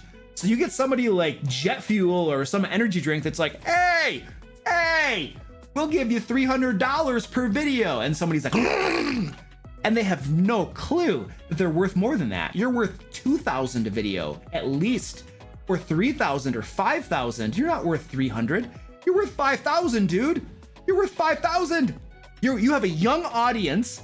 Your entire audience drinks energy drinks, okay? And you get like, I don't know, 500,000 views on a video or something. It's like, you're worth crap tons of money. And the company knows that probably, but the influencer doesn't. And so they get taken advantage of by the company. And it's in part ignorance. It's lots of things going on there, but that's annoying to me. That's really annoying to me. So there is a reason I have very, very, very few sponsored videos on my channel. There is a reason for that. most people who reach out to me for sponsorships, the emails just get deleted. It's like, nope, nope, nope, nope, nope. Occasionally someone reaches out, it's like, huh, potential. Okay. I go, and here's the other thing too. I don't sponsor just anything. I am very, very picky. In fact, I turned down somebody this morning. This morning, somebody was reaching out to me. They had a Kickstarter that they were gonna do. And I took a look at their Kickstarter and I was like, nope, I am not gonna plug your Kickstarter to my folks, because I am only going to plug products that I believe in, that I think are quality, that are actually gonna help people, that aren't crap. And so I very closely scrutinize the different things that I plug. And if I don't think that they're up to snuff, I will not do it. I've turned down, there was this one company that wanted me to do a sponsored video on their miniatures. They were making miniatures, and the miniatures were not good miniatures. And they were trying to tell me, they're like, oh yeah, but our miniatures are very inexpensive. They're not that high quality, but they're very inexpensive. And I'm like, dude, I can get $1 miniatures on Reaper Bones, and yours are about $1 and they're garbage. So I turn lots of people down because I refuse to sponsor their products. That's one reason I don't have a lot of sponsored videos. I say no because I refuse to plug things that I don't believe in, that I don't think are good. That's the first reason. The second reason is most people don't want to pay you what you're worth. And so somebody will be like, I think what they're doing is good. And I'll be like, oh, this is pretty cool. This is pretty good. I'll send them my rate card, and then they'll like come back and they'll be like, whoa, or they won't even respond. You know what I mean? But it's just too high for them. And I'm just like, I don't work for peanuts, dude. Like, you need to pay me what I'm worth. You know, this is my rate card. This is what it is, you know? It's probably way higher than other people in the D&D niche, because most influencers don't know what they're worth and don't charge enough. And so they get my rate card and they're just like, wow, he's expensive. Let's go over to this guy over here who gets way more views on his videos because he charges half the price. And so they go put ads on his channel as opposed to mine, you know, which is fine. I don't care. It doesn't bother me at all. But there are products that I think are really good, like Describe. I had one video where they paid for a sponsored video, and then I have a few more coming up with Describe.com. But see, we vetted that company, we looked at their product, and we said, yes, this is a good product, this can help people, we like this, let's do something. You know, that's a totally different story. And the guys were like, okay, you know, we'll do a test video. And then guess what? They did a test video. I got amazing results for them, and then they bought 4 more, you know, because yes, I'm expensive, but guess what? You know, yeah, you get what you pay for. Sometimes you get what you pay for. So anyway, sorry, that was my little rant thing. A Papa John's sponsorship. Oh yes. Papa John's. I love how down to earth he is. I'm just honest. I'm honest. I do like very few other people do actually tell you the truth. Like this is not, these aren't things that other people don't know. They just don't talk about it. They won't talk about it, you know?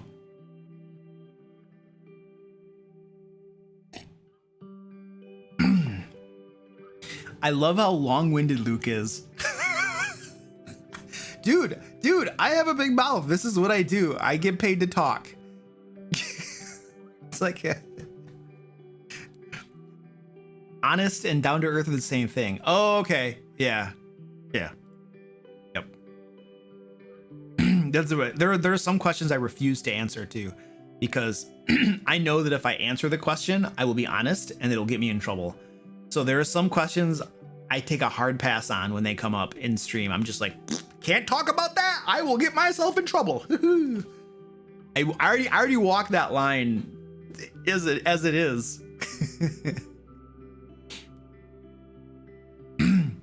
Could you go into how you run games without passives?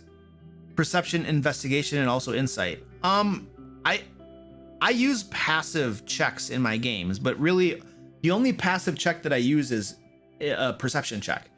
Passive perception check is what I use. And when it's contested by a stealth, that's when I use a passive. But that's it. That's the only time I use passive perception, is when somebody's trying to sneak up on somebody. Because if you ask them, like, could you give me a perception check? Out of the blue, they're like, why would you want a perception check? No reason. I just need a perception check, please. And they roll it and it's low. Thank you. And then the other players are like, whoa, what's going on around here? Why is the dungeon master asking for a perception check?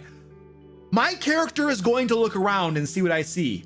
Okay, give me a perception check. Yeah, I'm gonna do it too. Okay, give me a perception check. And then they roll, it's like high, and the dungeon master's like, oh yeah, you guys all noticed some monsters sneaking up on you. It's like, you give it all away. It's totally, obviously that's metagaming, but you know, yeah. So everything else you have to declare for. If you want to look for traps, you have to declare it, and then you get to roll. If you're looking for secret doors, you declare it, and then you roll. If you're investigating the wall to see how this rune works, you declare it, and then you roll. So yeah, I don't do passive insight.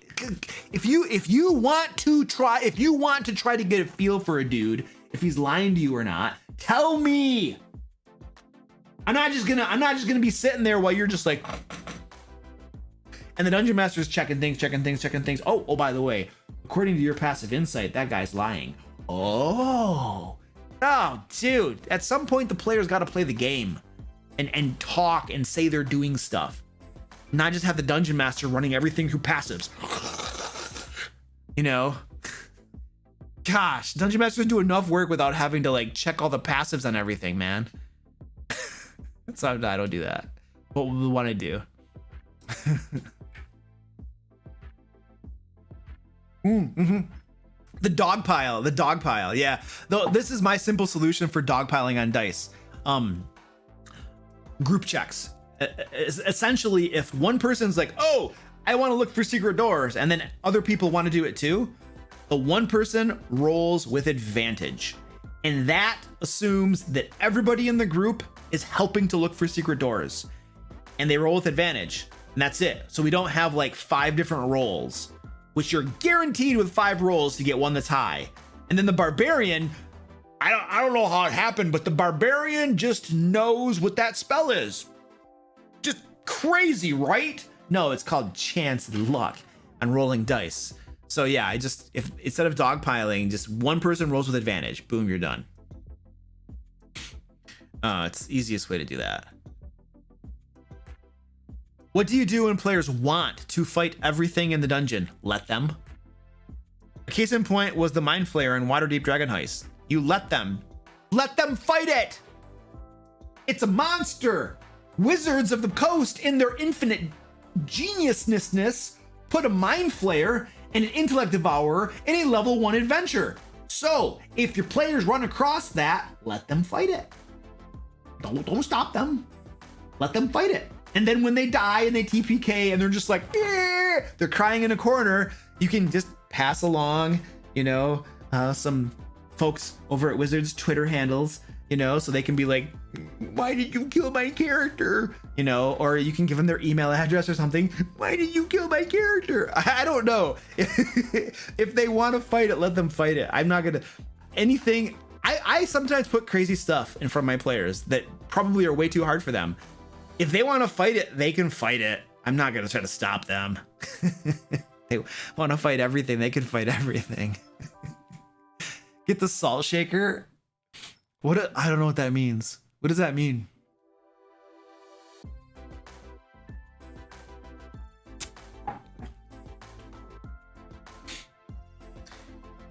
What are your thoughts on big bads having a second phase at a certain condition? Yeah, it's good. I like it. I've done that before. It's cool. How do you, there's actually, if you look, there's a website called The Angry GM, and he has a couple blog posts about that exact same thing, where you have different phases to a monster. You can, I don't know what the name of it is. You'll have to search for it. It was a long time ago that I read it. It's a really good idea, a really good system. You have to deal with 5,000 words when 500 would have sufficed. But you can get to it, and it's really good. It's a good read too. I mean, he's very long-winded, just like me, but it's entertaining too. But he's got some really good information over there. I haven't read his stuff in a long time, but when I first started running 5th edition, I read a lot of his articles on his blog post.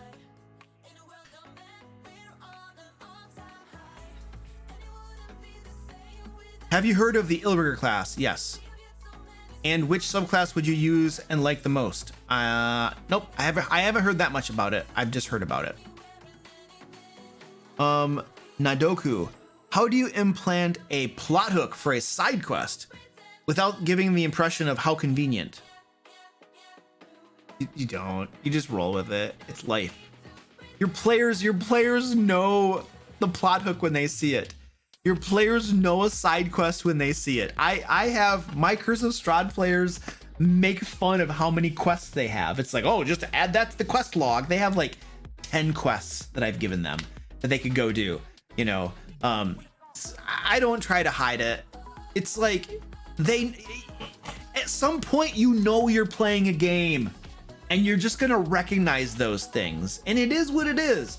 This is the game, you guys. I'm going to give you quests and I'm going to give you side quests. That's the game. I'm not going to try to go to too much trouble to hide it and disguise it because it's not worth my time. My players are going to probably recognize it anyway. You know what I mean? And who cares if they recognize it? It's the game. They'll be like, well, you know, it's crazy. No matter what happens, like every fight we get into, we win. We win all of these fights. We fought a dragon and we won. It's crazy. We've played this we're level 12 now, and we keep on winning all of these battles.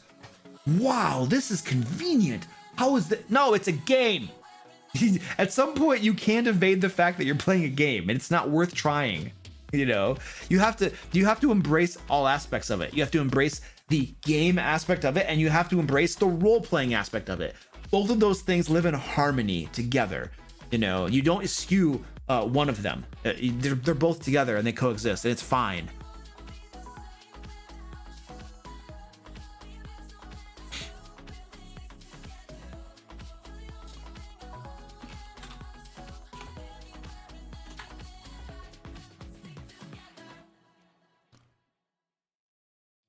How do you feel about intelligence-based warlocks? I don't think they exist, do they? They're all charisma-based. I don't think it's actually a thing, is it?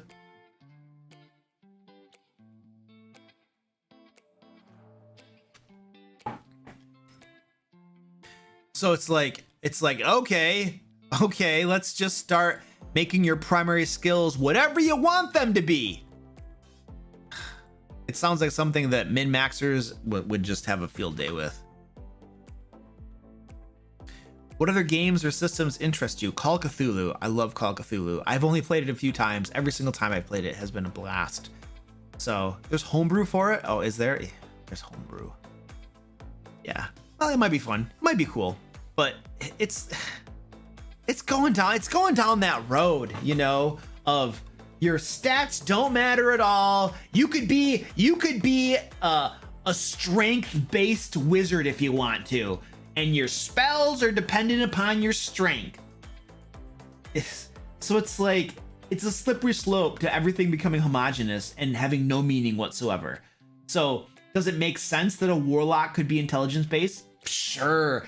Warlock could be wisdom-based. A cleric could be intelligence-based. You know, a fighter could be dexterity-based. You could make an argument for probably anything. Again, it goes back to the point of it's a game too. It's a game, right? And there need to be mechanics and rules and stuff around the game. At what point do you just dispense with everything, not have a character sheet at all, and just be like, well, you can do anything you want? So I'm not gonna tell you how to play your game, but I think my stance is pretty clear. I like there to be certain rules and limits and things. Yeah, I don't know. First edition wizards usually went with high strength. Really? Probably because first edition wizards sucked so bad at the early levels. They had to swing swords. They had like what, one spell? It's like one spell and I'm done. At that point, you have to attack with a weapon, right?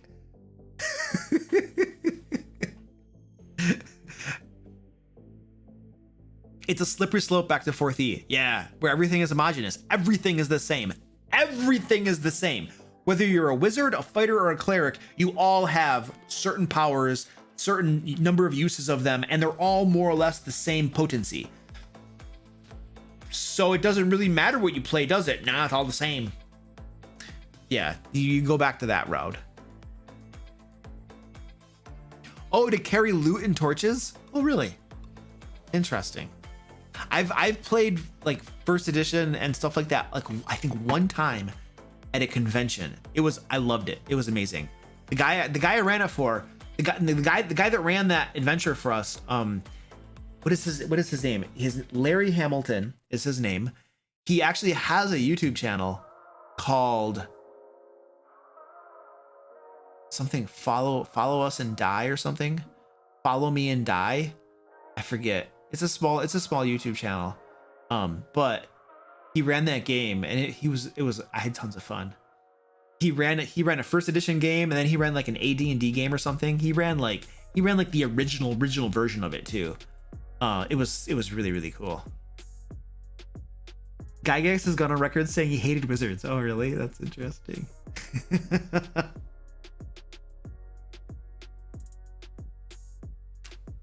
I love playing the older editions, dude. I love it. I love the gritty nature of it. I love how imperfect it is. I love how rough the rules are, you know.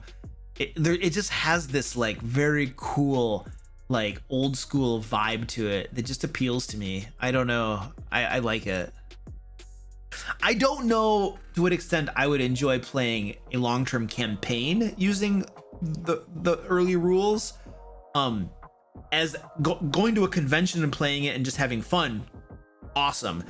I would have to actually do a long-term campaign to see if I like it long-term. I don't know, but there's a certain level that they appeal to me.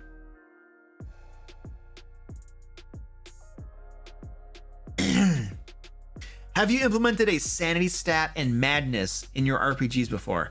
Gonna run a campaign tomorrow and would love to get tips. I have. I'll bring it up on screen and show you the system that I use. I don't know that I'm 100%. We don't use it a whole lot. It's for my Curse of Strahd game.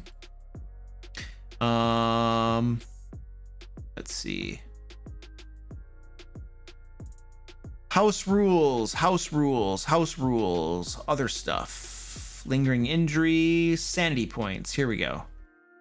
So this is the sanity system. I think Goliath Cleric made this for us.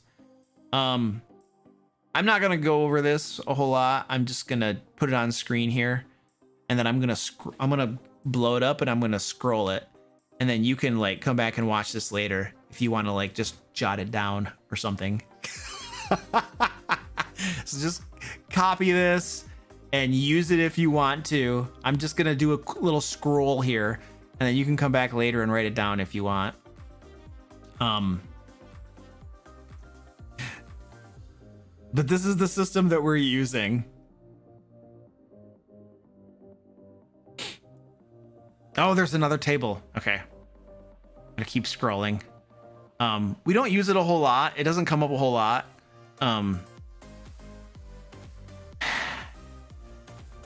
And then I have an old system that I don't use anymore. So there you go. You can go back and grab that sucker.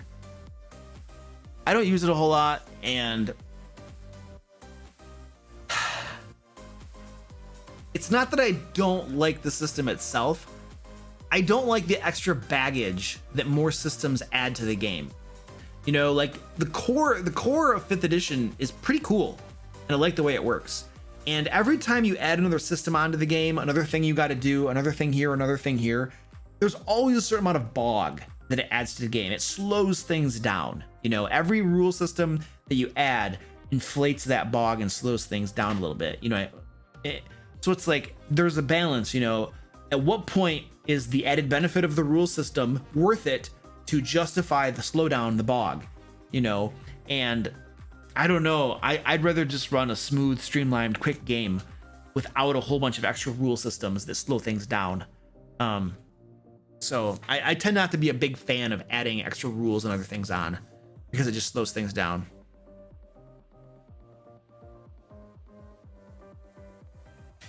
What do you think about reoccurring enemies or bosses? They could be really cool if you can manage to pull it off. It is very, very difficult to get a boss to escape unless you're using like plot armor or shenanigans. I've tried to almost every time I try to have bosses escape, they fail. Except for a couple that had either plane shift or could travel to the ethereal plane as an action. Those guys escaping was fairly easy to do. But usually it's hard to get people to escape. Is it important that my players take notes? Look. Most players don't take notes. Many players forget everything. Is it required? No.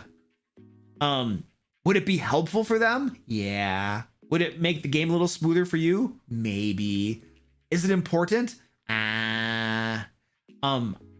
It's a moot point. It really doesn't matter whether it's important, it doesn't really matter. If they're going to do it, they're going to do it. If they're not going to do it, they're not going to do it. You know, they're there to play the game, not to work. So if you like try to implement some sort of like note-taking requirement or something, you know, good luck. They're, you know, if they're at a job and you're their boss, you can make them do things. That's your prerogative as their boss. But it's a D&D game. So if they take notes, they take notes. If they don't, they don't. And if they don't, then, you know, maybe they'll forget something important and it'll come to bite them. Who knows?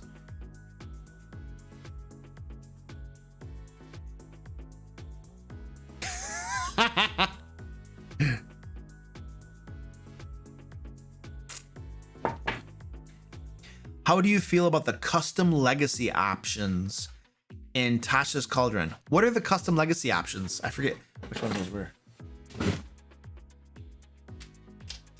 Custom legacy? What the heck is the custom legacy? I use almost nothing from this book, by the way. The look on my face should tell you why. I have customizing your origin. Is that what we meant? Customizing your origin?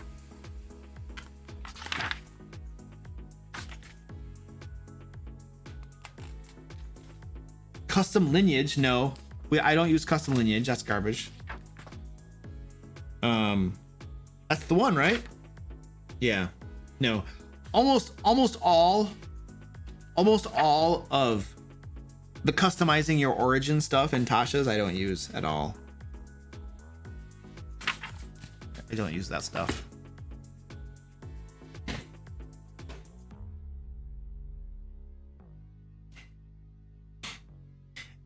Yeah, if you're a dungeon master, you don't need Tasha's. Is there anything of value in Tasha's for a dungeon master, in my opinion? The sidekick system is pretty cool. I like the sidekick system if you're going to use that. There are some puzzles in here that might be useful if you run puzzles. Some of the spells are good. I like how they did the new summon spells. I like how the summon spells are, where you get one summon as opposed to lots of them. It helps the dungeon master a lot. There are some cool magic items in here if you want to introduce them into your game. But all of the character options, almost all the character options, scrutinize them, study them. Many of them are unbalanced, very unbalanced and very powerful. So use your brain, review them before allowing them in your game, is what I would say. So yeah, there's some stuff in here that actually, I have actually used some of the magic items out of here. Yeah, I've used some of the magic items in my game out of here. Oh, Dan Bear! What up, Dan? A mimic colony. Oh yeah, wasn't there was a mimic colony in there? Yeah, I remember that.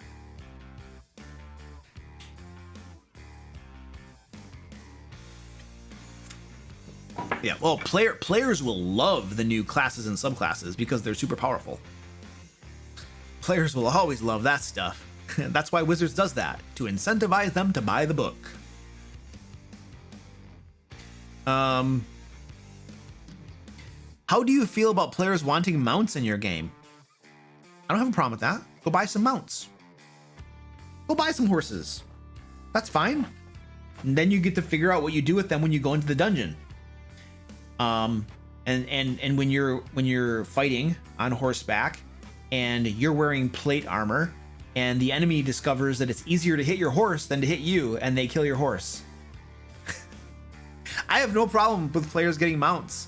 I will just, my game world will act like a real world. And when you're in heavy plate armor, if your horse isn't wearing plate armor, I'm gonna attack your horse and drop you to the ground and get rid of your horse. I had players once who had flying mounts. They had hippogriffs. It was hippogriffs or no? It was hippogriffs. They had hippogriffs, and they could all fly at like level 5 or something on these hippogriffs. And they discovered very quickly that enemies shoot their mounts. Why wouldn't you? Unless you wanted to capture the hippogriff. But when you're on the ground and people are up here beating the crap out of you, they're wearing heavy armor and the hippogriffs are not, guess what you do? You shoot the hippogriffs and you drop them out of the air. It got to a point where only one of the players had a hippogriff, and he took very, very good care of that hippogriff.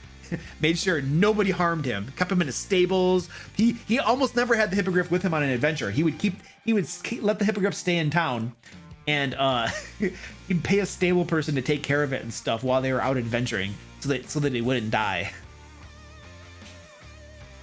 Yes, the Cavalier Fighter is very good for mounts. I have a player right now who is the Cavalier Fighter. And it kind of makes it so you can't target their mount.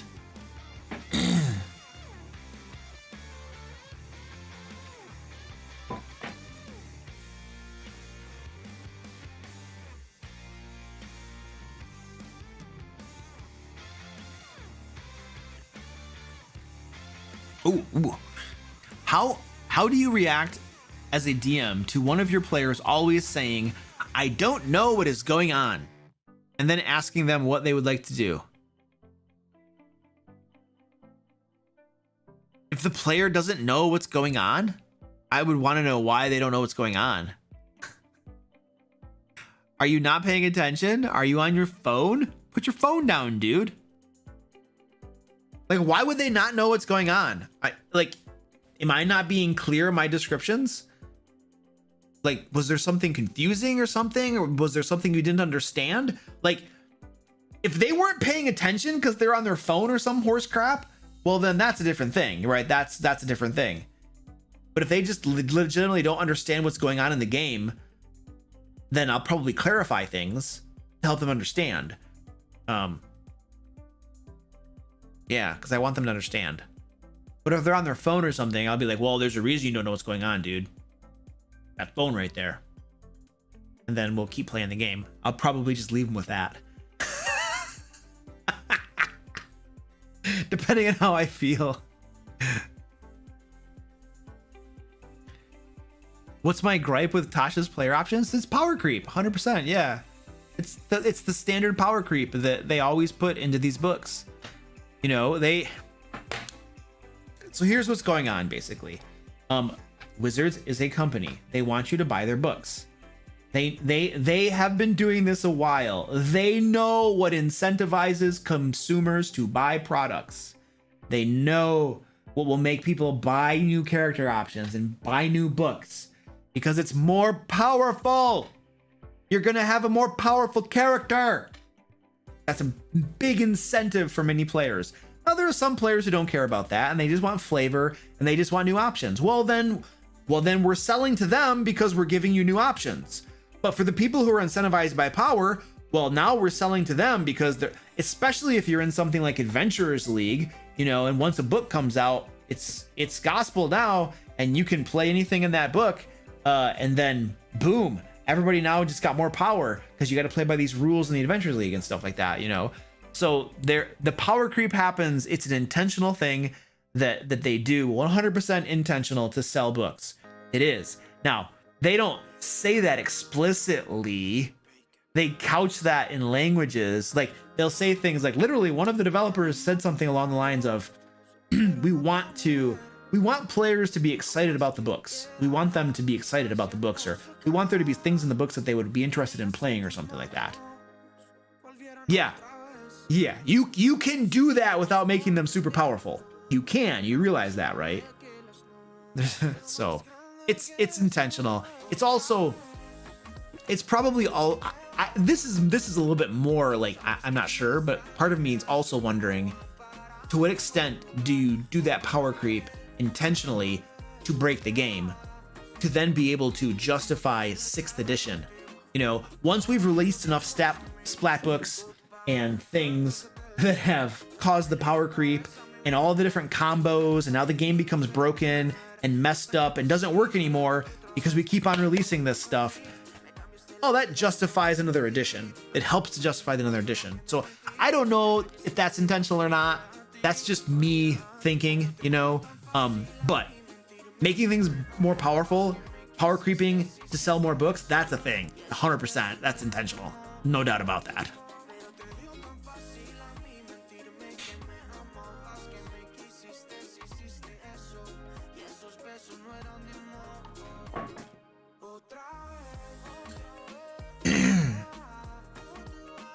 What gives you more joy at the moment, being a DM or a player, and why?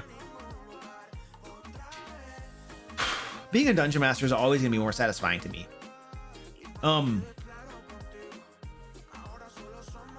If I'm a player, being a player can be very fun for me. It can be very fun for me. My problem is that if the dungeon master isn't very good, it's very hard for me to enjoy myself. If the dungeon master is just not running a good game, like, I can't enjoy it.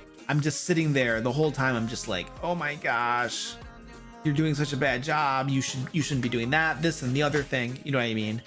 Like, my brain is just like looking at all the things they're doing and knowing and like kind of auto correcting it in my head, and I can't enjoy it, you know? And then the thought will go through my mind, oh man, I could run this game so much better. Oh, I should just be running the game. Why am I a player? I should just be running the game.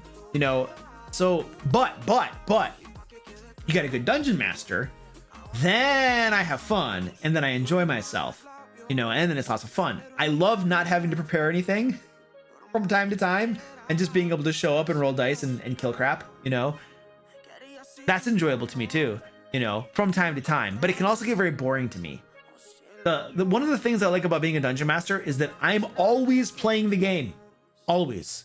A player is saying stuff, I am adjudicating. The players are having a conversation, talking about their planning. I'm deciding in my head, well, if they do that, how will the monsters react? What would the monsters do? I'm not trying to shortcut their planning. I'm not trying to foil their planning. I'm merely thinking, if they do that, how will my game world react? Right? I'm not trying to screw them. I'm just thinking, how would I roleplay things if they do that thing? And so no matter what's going on in the game, my brain is always engaged, and I'm always thinking, and I'm always preparing for something, you know? And so it's just more fun. There's more variety to it. Being a dungeon master, I don't have to, I'm not just playing one character that I get bored with after 2 game sessions. I get to play new monsters every single game. How cool is that? Brand new monsters all the time. I don't get bored. You know, it's just, there are so many things that appeal to it way more than being a player. We get bored as a player very easily. There are sometimes I'm playing in games and I'm like falling asleep in my chair because it's just not engaging enough to me. You know, it's not, it could in part be failings in the dungeon master, but not necessarily. It's just not as fun. Once you, it's like It's like once you've done something that's crazy fun, you know, and then you're doing something that's not, it's like, dude, this is the gold standard. I want to do the thing that's awesome. And so if I have tons of fun doing one thing and then something else isn't quite as satisfying, I'm always going to be thinking I would rather be doing this thing, you know, even if it's still a good game, you know, you like the other thing better. You like being a dungeon master more.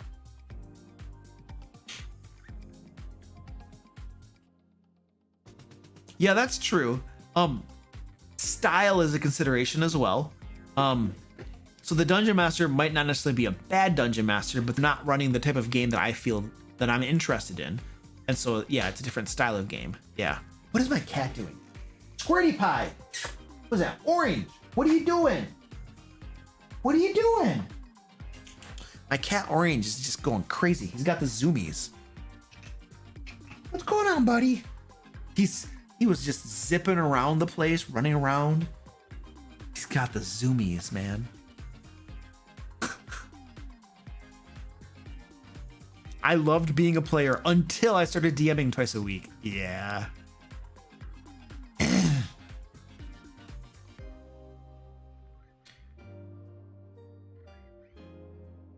How do I stop people from eating goblins and everything they kill? I have a better question. Why would you want to? How do you feel about players who never sleep before games, but show up to every one? My players' personal lifestyle choices aren't really my business. If they're at the game and they contribute positively to the game, then I'm pretty cool with that. But what they do on their own time is their own time. I'm gonna change my exposure on my camera. It's starting to get wacky. Yeah, hot second here. Oops. Go down to -6 right there. There we go. That's better. All right, cool. That looks a little bit better now.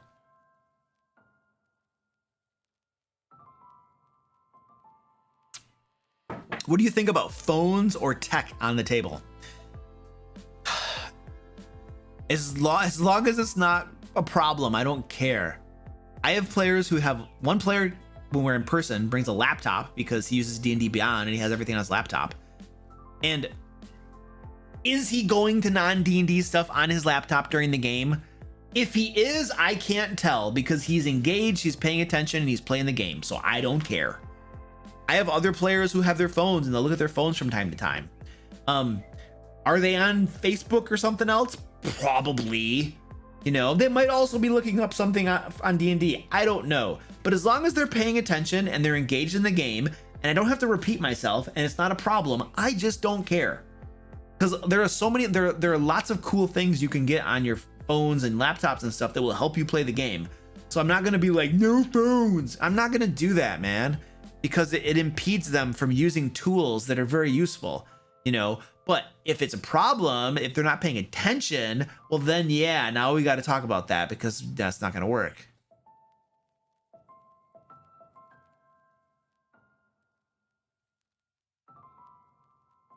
I think I already hit that one. I hit that one.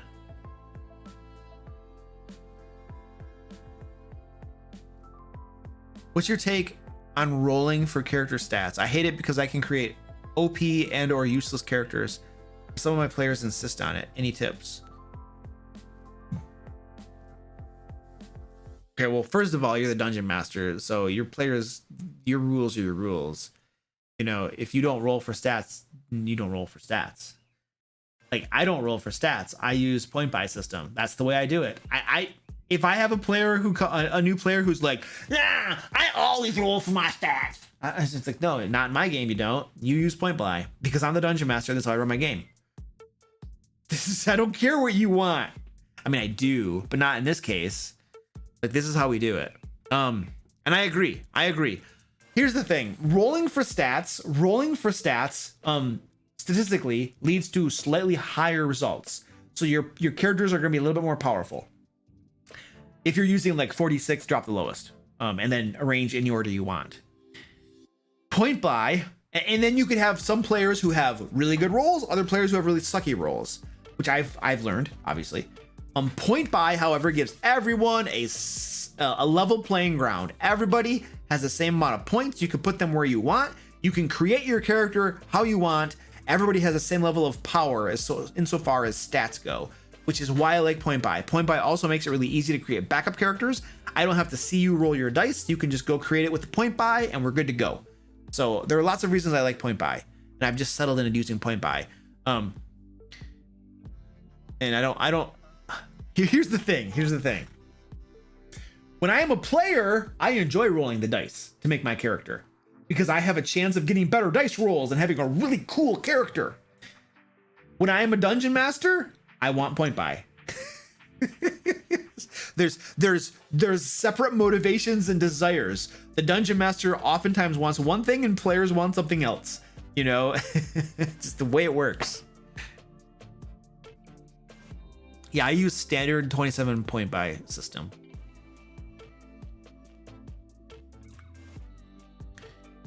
Should you use horror suspense elements to get your PC's attention? Is it a moral question? I mean, you can if you want to. You can do lots of things to get their attention. That's one of them, probably. How would you do that? Think of something that's horrific or suspenseful and then implement it into the game. Create, implement. Those are the two steps. Sorry if that seems like a crappy answer, but that's the answer. You think of something and then you do it. Nathan, son of the South, thank you for the $5 super chat, dude. I appreciate that.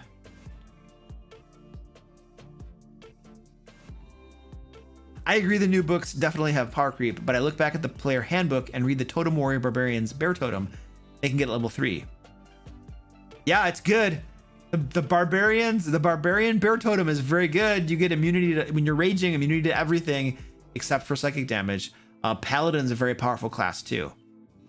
I agree with you. Those are good options. But the ancestral spirits, barbarian ancestral spirits, that's a subclass that's been outlawed in my games because of how broken it is.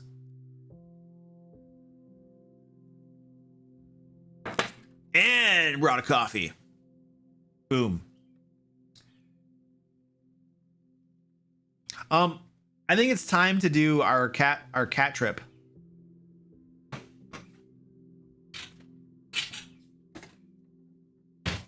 All right, ladies and gentlemen, we have right here 100% pure cat crack. It's also known as catnip, and we're gonna do a little strike here for my wonderful cats, and then I'll get some more coffee too. All right, Squeaky. All right, we have here the banana and the happy carrot. We're gonna get these two guys loaded up with catnip and get my cats going. Squeaky. Squeaky. There you go.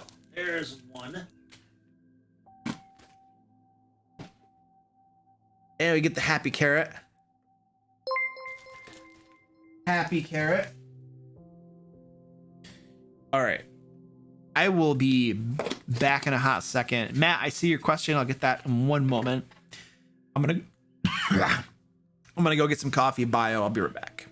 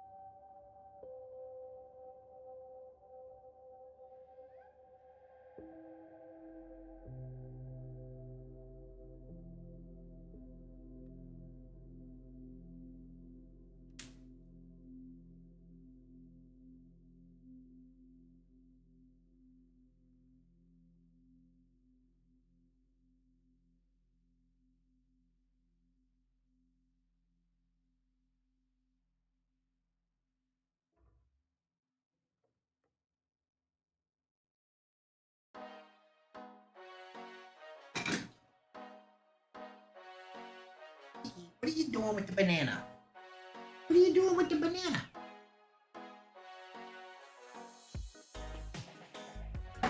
Orange got scared.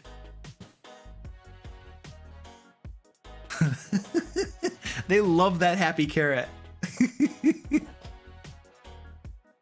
The pasta babies. Oh yeah, that's one. That's ravioli. Yeah.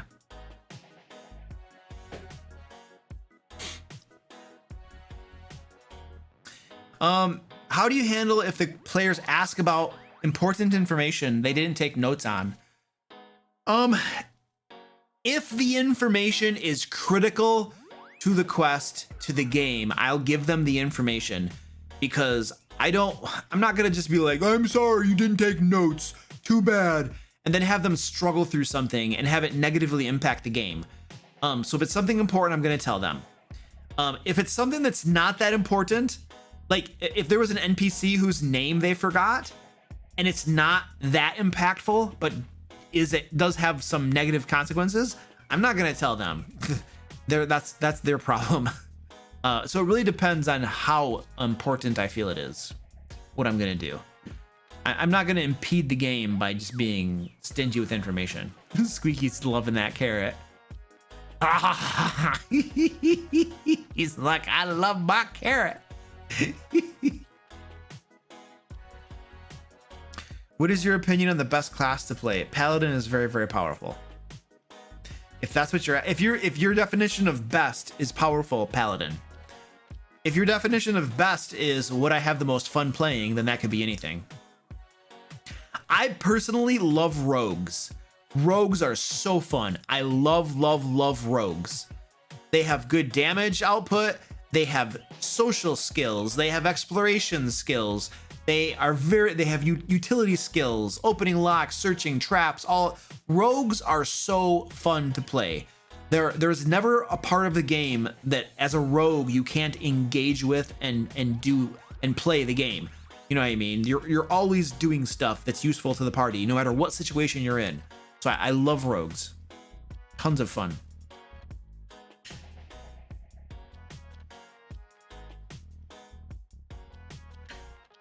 How would you make an investigation last for multiple sessions? You just plan a long investigation with multiple scenes. Different scenes, different clues that have to be found that inexorably lead them closer and closer to finding out what happened. So it's the same. How do you make a longer dungeon? You add more rooms to it. That's all there is to it. Every scene, every clue in an investigation is a room in the dungeon. If you want a longer dungeon, you add more rooms.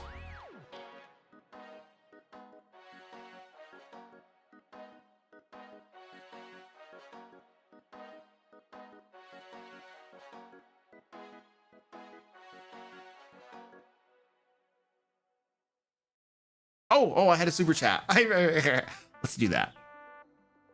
Thank you, moderators. My moderators are awesome. I love my moderators. This is Matt's $10 super chat. Thank you so much, dude. I appreciate it.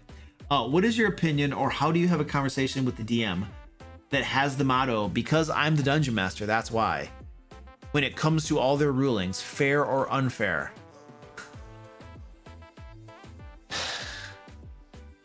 Can you even have a conversation with a person like that? That's my bigger question. Like, where do you even have a conversation? By saying, because I'm the dungeon master, that's why, by saying that, and it depends on the tone and the manner in which they say it, so I'm assuming a few things, but by establishing that it's my way because I'm the dungeon master and that's all I care about, I don't care about your reasoning or your arguments or anything to that. Like, they're already establishing that they are an unreasonable person, that they don't listen to logic, that they can't be swayed, that you can't persuade them one way or another. They've already established that. So how do you even have a conversation with them when they've already demonstrated to you that they won't listen to you and they don't care what you have to say? So how do you even start that conversation with a person like that? I don't know. I mean, you got two options. One option is probably the higher road, which I should probably recommend because that's what you should do, is to try to talk to them and be like, listen, man, like you're constantly laying down these rulings using the reasoning of you're the dungeon master, but you don't listen to any of us. Like you just ignore what we have to say. You won't listen to reason or logic or anything. It's like you don't even care what we think or how we feel, you know, and that doesn't make us feel very happy about things. So you could try to talk with them and explain to them your point of view and how that position they're taking affects you as a player. And hopefully they can come around and understand that, oh, this is probably not a good way to treat people. And it's not a question of running the game. It's a question of how you treat people. Like, are you listening to them? Are you acknowledging their thoughts and perspectives and feelings? Or are you just, I don't care what you have to say, I'm the dungeon master and that's why. Like, it's less of a question of like a style as a dungeon master. It's more of a question of you as a human being. Do you acknowledge other people's existence and care about them? Or do you just want to stuff it to them and do things your way because you're the most important person on this earth and that's all you care about? So, so you can try to have that conversation, right? Yeah. So that's probably what you should do. That's probably the responsible, mature thing to do. The other thing you could do is find a different dungeon master who doesn't treat people that way too. That's another option, I suppose.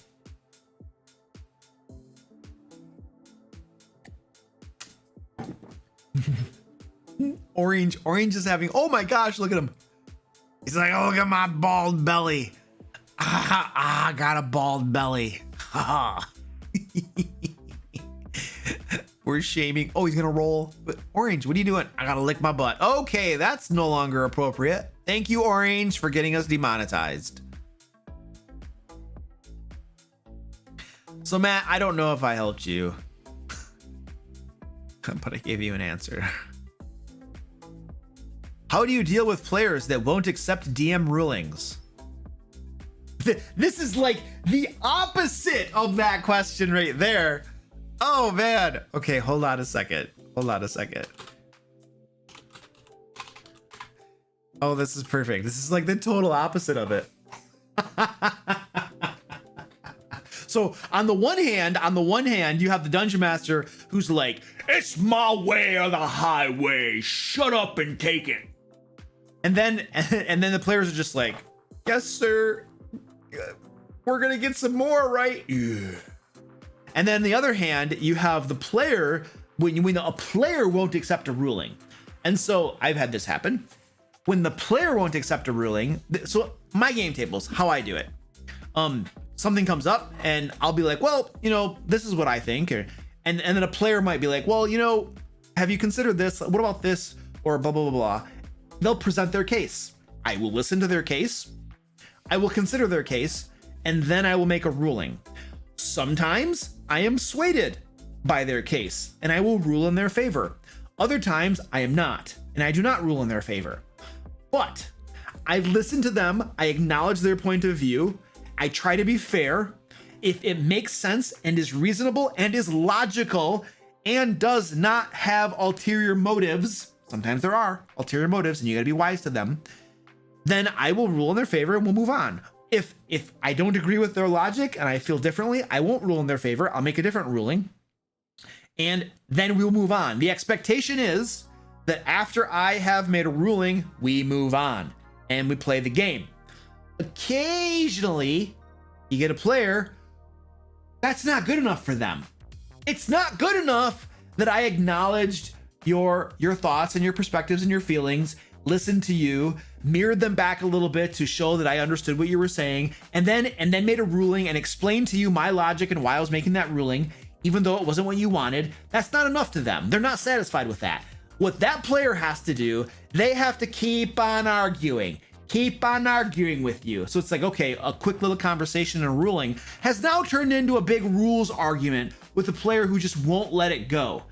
Players, when they do that, they're bringing the entire game down.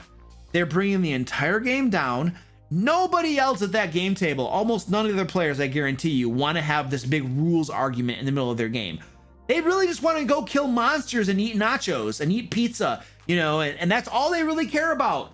All right. They don't want to have this massive rules discussion. This one player does. And so they get into this argument, they get into this discussion, it brings the table down, the tension can be felt. People are not at ease because there's this discussion going on, and we know how most people who have played the game know exactly what this is. This has happened before. The player won't let it go, and they turn into a big argument. And the dungeon master's like, dude, I made my ruling, man, let it go. No, blah, blah, blah, blah, blah, blah, blah, blah. And they keep dragging it on. So how do you deal with a player who won't accept a DM ruling?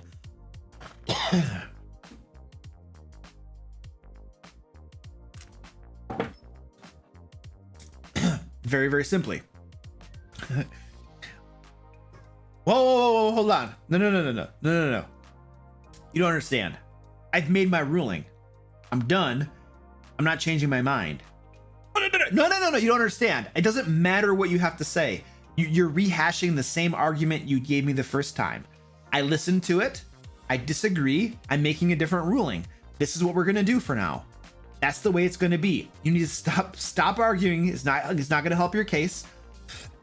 You continuing to argue is actually just pissing me off more and making my dig my heels in even more. You have now, it's one thing to plead your case, right? It is another thing, once I've made a ruling, to then argue with me. I have no tolerance for that. You're pissing me off. You're ruining this game for everybody else, and it needs to stop. Okay? Like, that's what needs to happen right here, because I've made my ruling, and nobody here wants to sit here and have a rules discussion. So once I've made my decision, we need to move on. Now, if that's not good enough for you, and if that's a showstopper for you, well, then you can go walk right out that door, because this isn't the way this game's gonna work. We're not gonna do this every week where I make a ruling and then you argue with me. We're not doing this every week. Either you're going to be satisfied with me listening to you and then making what I think is a fair ruling, or you're going to be satisfied with walking out that door, because you are not going to have these rule arguments with me every single week over things. It's not going to happen. Okay. I've only removed 2 players from my games over the years. Both of them were removed in large part because of having these sorts of arguments with me. I have no tolerance for that crap. Nobody is benefited by those sorts of arguments. So I've removed 2 players, not only because of rules arguments, but they were a large contributing factor for being removed from the games. So I have no tolerance for that. It pisses me off. It makes my game unenjoyable. It makes the other players' games unenjoyable. You are not helping anybody by having those rules discussions, and it needs to stop. If that's not good enough for you, if it has to be your way or the highway, well then I don't know. You should go become a dungeon master or something, because then you can get your way. And then we're back to the first question, which is when a dungeon master won't listen to you and it's his way or the highway. So every dungeon master who is the dungeon master who won't listen to you and it's his way or the highway, that dungeon master used to be a rules lawyer who would argue with other dungeon masters until they finally got kicked out of all of their games and then became dungeon masters themselves. So we have come full circle here. Have a nice day.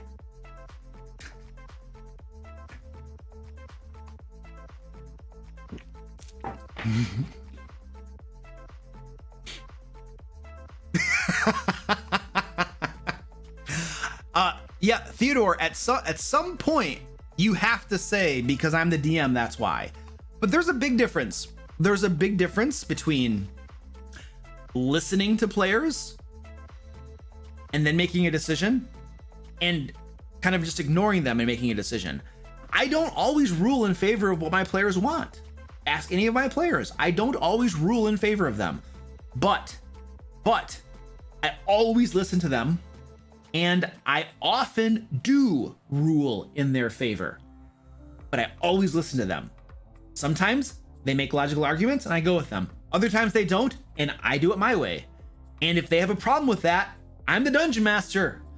But there's a totally different attitude and approach to that, what I just described, than a dungeon master who won't listen to the players and ignores them and just does it his way every time. So there's a difference there. It's a difference of attitude. It's a difference of approach. Like, I know what the difference is, and I hope that makes sense. All right, that goes right there. Ooh.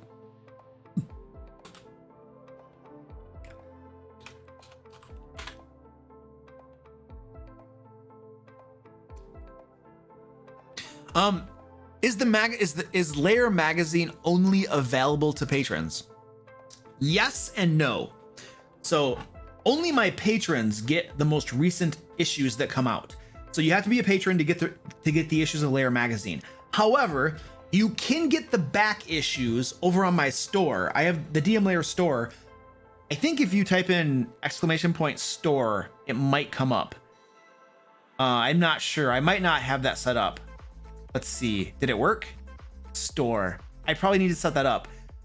Oh, yep, there it is. Yep, there it is. So there are links now in the chat to my Patreon where you can become a patron and get all of the issues as they come out of the Lair magazine. And there's also a link right there to my DM Lair store on Shopify.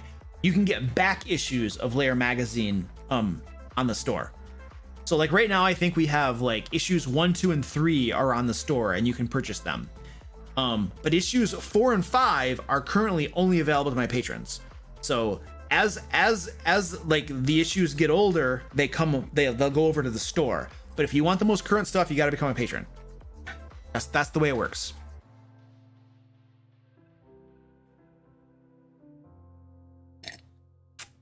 Which is a very convenient moment to remind folks of the giveaway that we're doing. Yay! Yeah, we're doing a giveaway tonight. 3 people will get a back issue of Lair magazine. So click that link right there. You can sign up for it. There's a giveaway there somewhere. Yeah, thank you. Thank you, Goliath Cleric. So go sign up for the giveaway. It's really cool. It's so high quality. We have amazing maps too for virtual tabletop use that you guys get. You get the image files. So it makes running on virtual tabletops way easier. Like if you buy this or one of these normal modules, you don't get the maps with it. So you have to figure that out on your own or buy it separately. Also want to take a moment here to encourage you guys to go donate to Stack Up. In the month of May, my goal is to raise $5,000 for Stack Up. These guys are a 501c3 military charity that does a lot of awesome stuff for our veterans and active service members. So if you want to help support our military and all the awesome things that they do for our country, you can go to Stack Up, donate a little something. They help with mental health issues. They have like a suicide and intervention crisis hotline that people can call 24/7. They do lots of amazing stuff. So please go show some love and support to Stack Up. We've already had tonight Ambers has donated. She is our top donator, I think, today. Yeah, for $250. Holy crap, that's amazing. And then we also had, did Goliath Cleric, did you give, wait, hold on a second. Goliath Cleric, you gave like $100, but was that was the first time? Okay, I thought you had given another $100. I was like, wow, this guy's awesome. Oh, by the way, that reminds me. I owe. When you donate, there are like milestones, and when we reach certain milestones, all donors will get certain rewards and stuff. But also there are incentives, and somebody just, well, a little bit ago, their incentive is to, Luke dances and sings I'm a Little Teapot. So I have to dance and sing I'm a Little Teapot. So I'm gonna do that right now. This is like the second time on stream now that I've had to do this. Squeaky cheese. Cheese squeaky. All right, here we go. Get ready for this.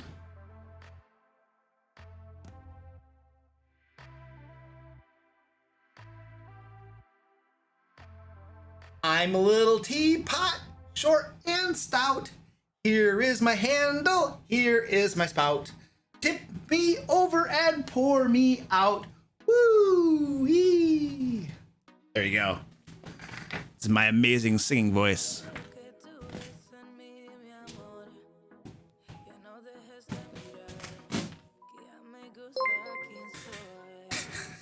I am the world's worst singer and also simultaneously the world's worst dancer. Facts. Hey! Oh dear. Ninja Master. I'm gonna go with Ninja Master for your name. Thank you for the $20 super chat. Appreciate that. Yeah. People message me all over the place, everywhere, and it is very, very hard for me to respond. So yeah, I can't be everywhere. But you have now gotten a message through to me. So let's see. Do you have any tips on ways to keep party and story momentum after session 1 without setting a taxing precedent that will drive me to become gray before my time?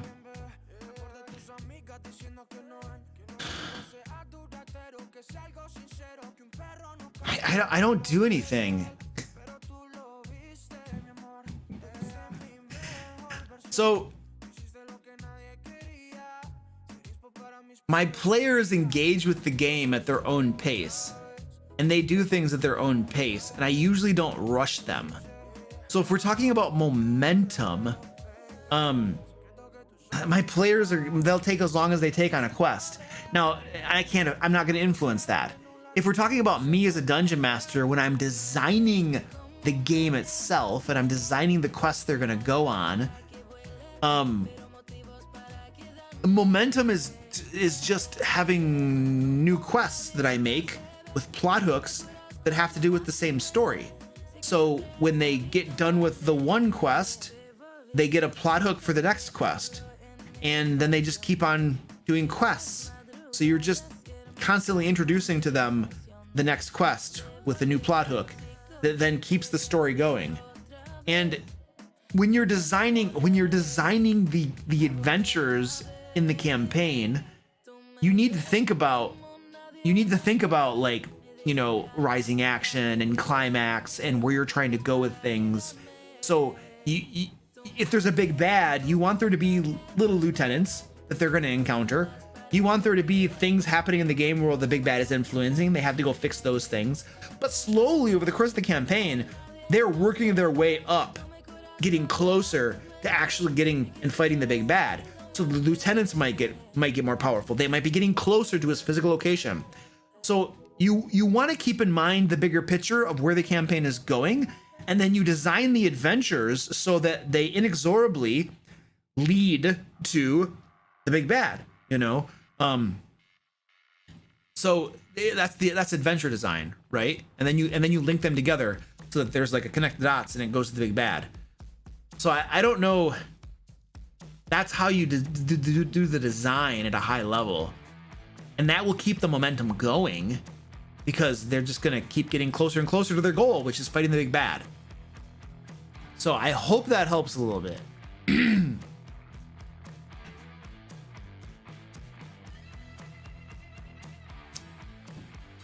They had so much fun and ate everything I had for the first session and second session in one blow. Oh, they just did stuff really, really fast. Well, keep feeding it to them, dude.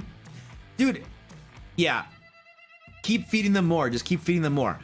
If they had tons of fun, you be careful not to fall into something that I think dungeon masters can be prone to fall into, which is worrying about things too much. Like, dude, your players were having a blast and loving it. You won, dude. You won. Now give them more. Don't worry about it. Just give them more. Just keep giving them more. As long as you can see they're having fun and enjoying themselves, you're doing something right. Just keep rocking and rolling. Don't worry too much. Don't worry too much. No problem, dude. Where are my questions? I lost my questions. We got that one. My players are trying to sell an invisibility potion for 45k. Yeah, maybe they'll find a real moron who will pay that price. And they have 2 of them. Maybe they'll find 2 morons who will pay that price. How much are they worth, and should I let them sell them? Well, let's find out how much they're worth. Let's go to the Dungeon Master Guide. Dungeon Master Guide should have some answers to this. I'm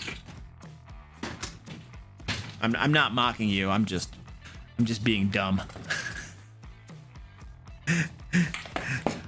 See, people wonder why I have a coffee cam. Like, why does Luke have a coffee cam? Well, that's the cat cam. Who's that? Squirty Pie, what's up? She found that. She's like, I got happy.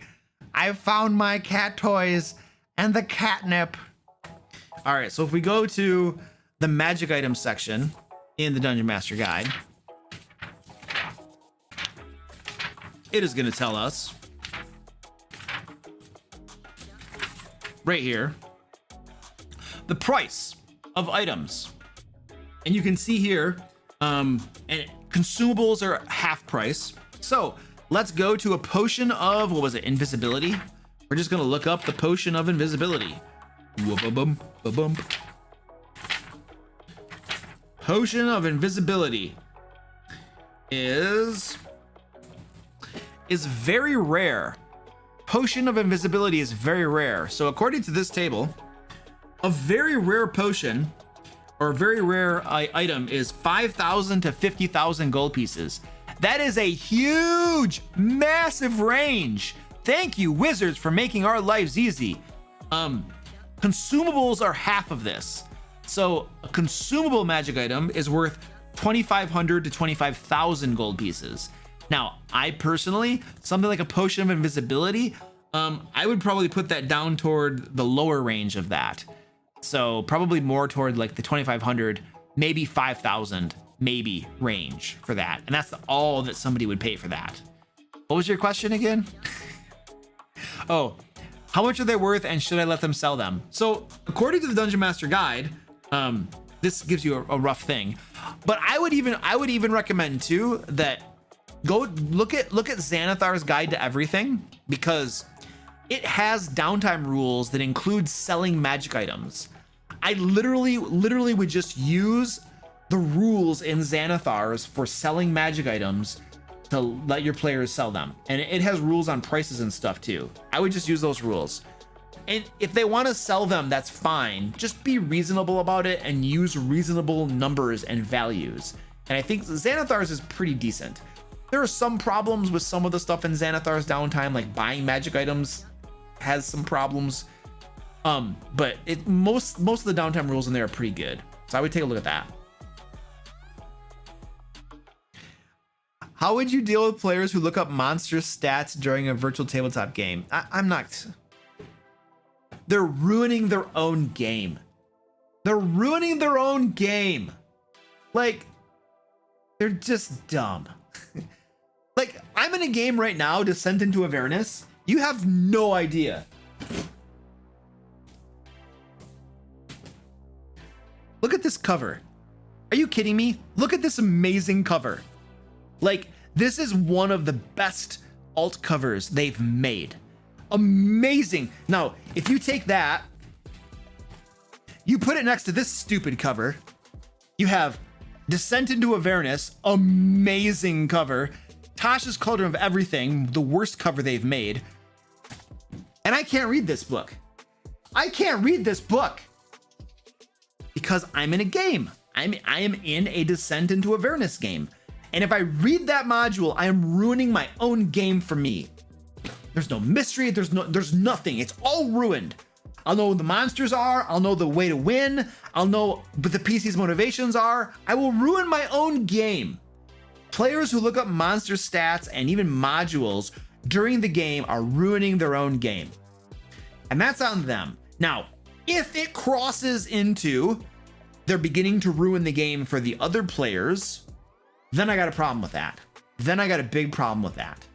But if they're ruining the game for themselves and it's mostly not having an impact on the game for everybody else, then, and I suspect they're looking things up, then yeah, I'm probably just not gonna do anything. But if it gets to the point where they're ruining the game and it's obvious they're looking things up because it becomes pretty clear, then I'm probably gonna talk with them and we're gonna figure something out. I guarantee you that I've had players look up monster stuff because I play online now. All my games are online. I guarantee you I've had players look things up during the game. The thing is, though, is that I don't notice it. I don't notice them looking things up. And I probably don't notice it because it's not having an impact on the game. And if it's not having an impact on the game, I just don't care. They're not affecting me. They're not affecting the other players. They're 100% affecting themselves and impacting their own enjoyment of the game. But maybe that makes it more enjoyable for them. I just don't care. If they want to cheat and do that crap, as long as it doesn't impact me or the other players, whatever. It's. But once they cross the line, then something's got to happen.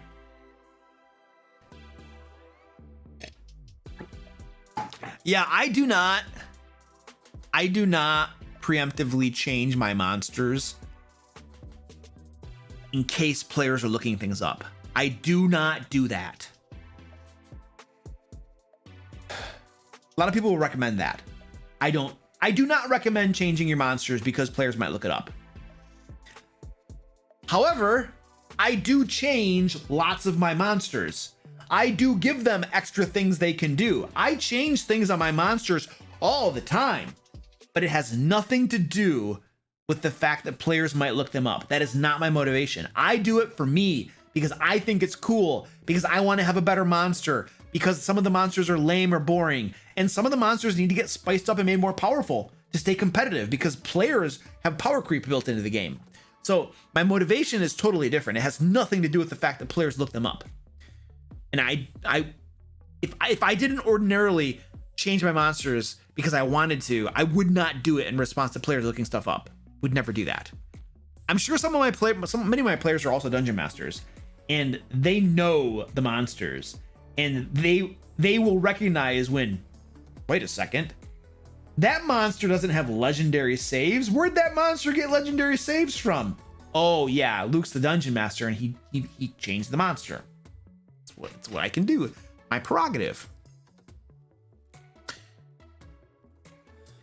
Do you have any tips for scheduling sessions? Yes. Yes. Dude, scheduling is the number one thing that leads to games fizzling and falling apart. It is the number one thing. There have been polls. I have done polls. It is the number one thing that ruins games, that makes games fall apart. It's scheduling problems.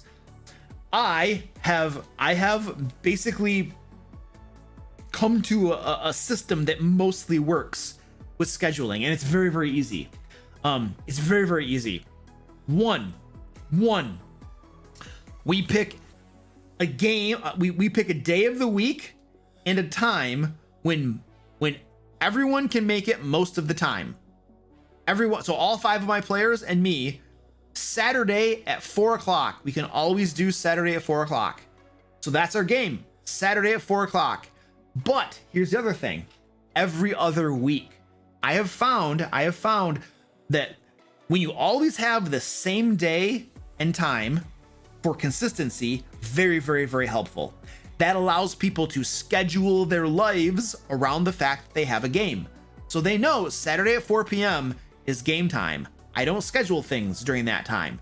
I schedule it during other times. That way it's not impacting the game. Things will come up, sure, but for the most part, I try to keep that time free because I know it's game day. So a set day and time is immensely helpful. Second thing for scheduling games, every other week. It depends on your players. It depends on their availability and stuff like that. I play mostly with adults that have full-time jobs, and many of them have families as well. And I have found that when you have a weekly game with adults who are busy and stuff, it's very easy for them not to come to the game, and they'll miss a lot of the game sessions. They'll give you nice, polite excuses and stuff like that. They might legitimately be busy, or they might just not feel like playing or something, and they're like, well, I could play next week, so I'll just skip this game session or something, But I found that weekly games a lot of times can be very difficult for like adults to get to. But every other week is way more manageable. It's very, very manageable for most people. when you start to get to like once a month, then you're playing so infrequently that you forget half of the stuff that's happening, you know, and it takes forever to make any progress in the game. So I've found that every 2 weeks is a very good rhythm that allows for people to have lives that aren't just D&D. It gives the dungeon master time to prepare the game session, and you get pretty good consistency where players are able to keep busy. Working adults with families are able to keep that consistency if they want to, if they make it a priority in their lives. So I've found that that works very well. I've also found that if you avoid canceling games or rescheduling when one person can't make it, you're going to save yourself a lot of trouble. You don't reschedule or cancel a game because one person can't make it. If you get into that habit, you find yourself going into this spiral of death. That's what I call it, where you're just running fewer and fewer games. You're almost never playing because there's always someone who can't make it or something, you know, or every so often or every other week or something, somebody can't make it. And then you're either rescheduling and you're going through this whole exercise of trying to find a day and time, an alternate day and time that works for everyone. So that can easily lead you to not even playing at all if you just reschedule every time somebody can't make it, or if you just cancel every time somebody can't make it. So I don't reschedule or cancel my games. We have a set day and time. If you can't make it, we're still playing D&D. We're still playing D&D. You're gonna miss out. Sorry, you know, you should be there. It's always the exact same day and time. If you want to play D&D, then yeah, plan for it. The other thing that I found too is that when you know that the gaming group is going to play without you, that is a strong motivator to be there. Psychologically, if you know that if you cancel and don't go, that they're just gonna, if you decide you're not gonna go, that you can't make it, and they're gonna cancel the game, well then you have no motivation. It's like, I'm not gonna miss out on anything. They're just gonna cancel or move it, so it's not that big of a deal. But if you know that you're going to miss out, it's loss aversion. You don't want to miss out, right? Then you're gonna make a stronger effort to actually be there and not miss the game. I've been running lots of games for 5th edition for a long time, and I have found that players rarely miss games. They rarely miss games. Part of it, I think, is because of the way I do scheduling. Part of it is probably just that the games are good and people enjoy playing them and they want to be there, you know. So there are different variables involved there, but I've had very good track record with not having players miss games very often. So yeah, and I think that in part is owed to scheduling. So there you go. There's some information for you. I think that pretty much addresses most of my main tips for scheduling games.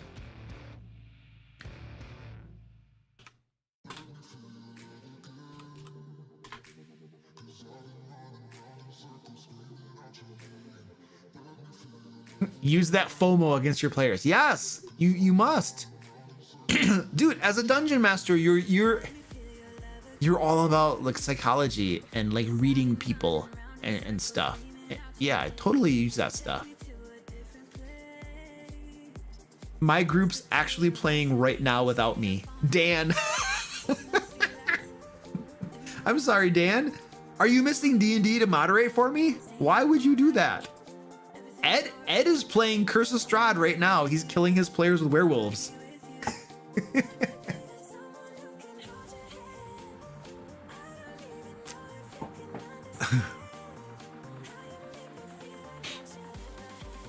I do cancel if only 2 players can make it. I usually have 5 players in all my games, and if only 2 can make it, then I'm gonna cancel. But if 1 person can't make it, I'm not canceling. If 2 people can't make it, sometimes I cancel. I never reschedule. I never reschedule. It's either play or cancel. That's it. We either play or cancel. I do not go into the rescheduling bullcrap where you try to get 6 people's calendars to align. Oh no, not doing that. So it's either play or cancel. Now, if 2 players can't make it, I might cancel based upon how I'm feeling. If I am really overburdened with work and stuff that I'm doing and I need the time, and if 2 people can't make it and I'm not feeling, and I have other things I need to do or something, then I might cancel, you know. But not necessarily. I might still have the game. It just depends. But with 1 person missing, no, there's no way I'm canceling. That dude needs to figure his crap out. By the way, if you have a player, this is something important to consider too. If you have a player who is always missing the game, and they always have a socially acceptable excuse, I'm busy, work, family, the wife, the kid, the cats, whatever it happens to be, consider they probably don't even want to play the game, but they don't have the heart to tell you they don't want to play.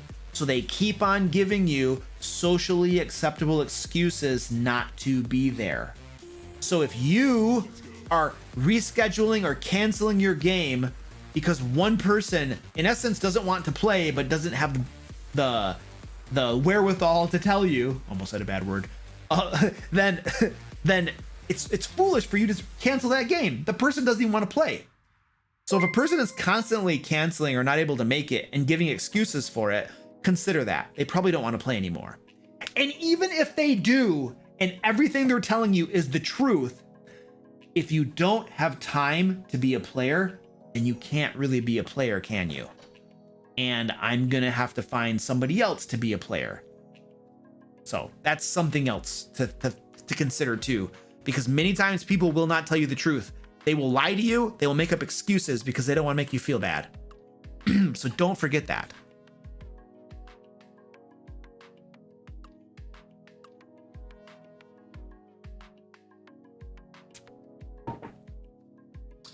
Wes, thank you for the $10 super chat. Appreciate that. Want to let you know I love the content you make. Thank you. I appreciate that. It really does help me be a better DM and player. Thank you, dude. I appreciate it. I'm happy. I'm happy to help you. I'm getting tired too. This coffee's not working. What are some of your favorite monsters to use and why? Generally speaking, my favorite monsters to use are the monsters I have not used before.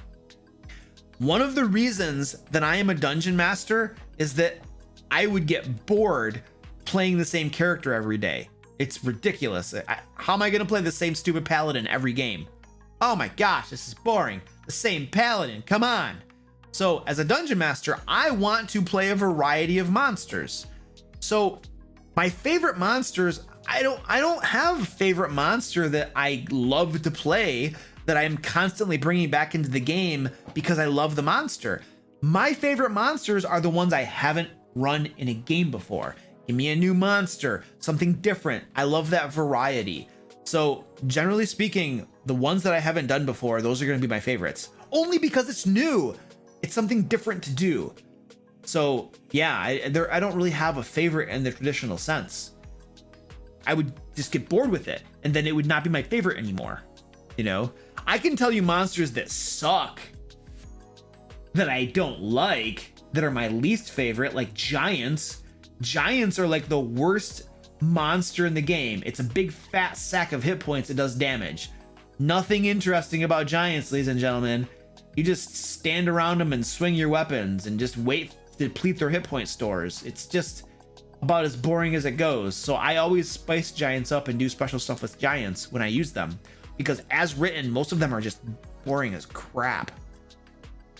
So I can talk about bad monsters.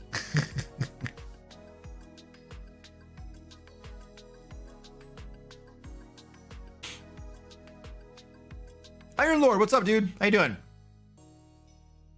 Nothics are cool. The Nothics are really cool. I have some Nothics in an upcoming game for one of my groups. I can't talk about it. That's top secret. But Nothics are cool.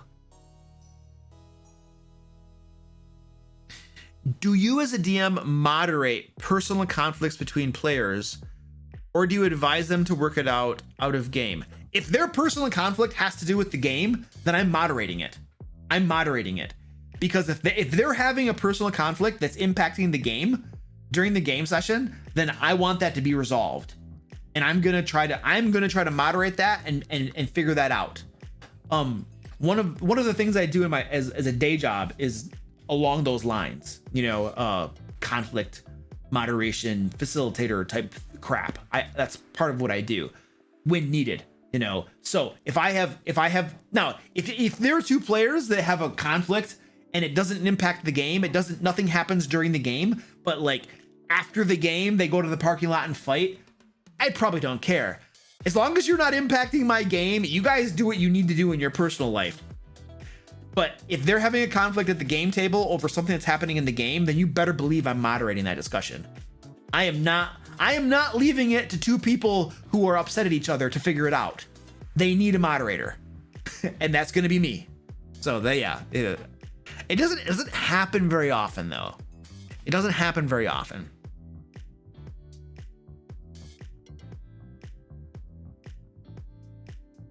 What are good places to play D&D in person when playing in someone's house isn't an option?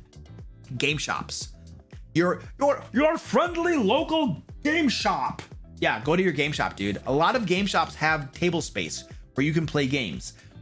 It's for D&D or role-playing games. Oftentimes it's for Magic, because Magic is how game shops make their money. Let me tell you, those trash bins fill up with empty Magic deck wrappers on game nights when there's Magic stuff going on. Just like those game shops will be full of people playing Magic and they're just buying more decks. And the game shops got to make money. They're a business. They got to stay in, you know what I mean? Which is fine, but they have tons of tables a lot of time and you can get one of those tables to play your D&D game. So when I don't have a person's house that we can play in, we play at a game shop. And I always try to find a game shop that has private rooms. And there's one near my house that does have private rooms, and that's where we always go, so we can have our own private room. But that's the way to do it.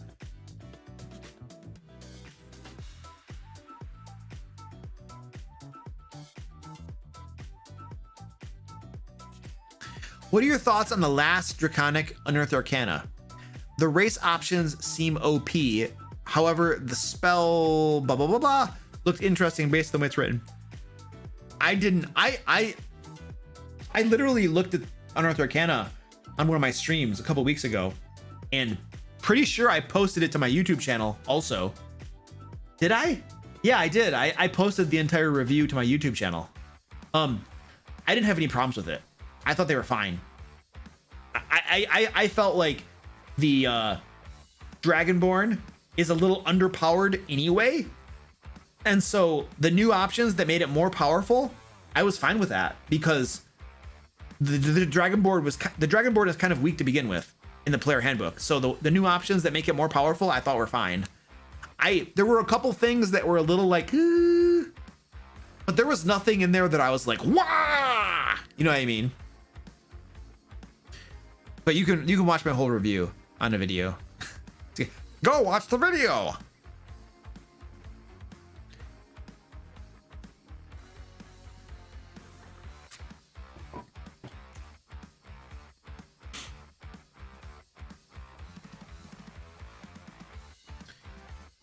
In your opinion, what's a great resource for creating a campaign?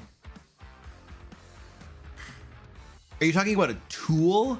A tool to create a campaign? I don't use any, if you're asking about tools, I don't use any special tools to create campaigns. Creating a campaign is not hard. You just need some paper or a Word document. I use OneNote. Creating a campaign, there's a mapping software called MindMup, I think, that I used once to create like some basic bubbles and lines and stuff. But paper and pencil is all I usually need to create a campaign. And then a place to take notes and write stuff down. OneNote works great. I don't use any special tools for it. I know there are tools out there. I know that there are programs and places you can buy and subscribe to use for tools for creating campaigns. I've never used them before. Would they be useful and helpful? Probably. I just don't use them.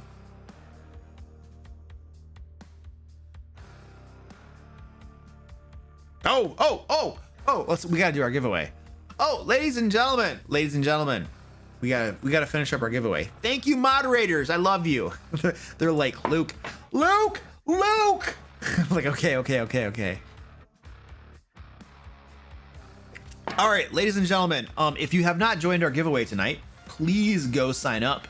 3 people are going to win a back issue of Lair magazine. Lair magazine is the monthly D&D publication that I put out to all my patrons.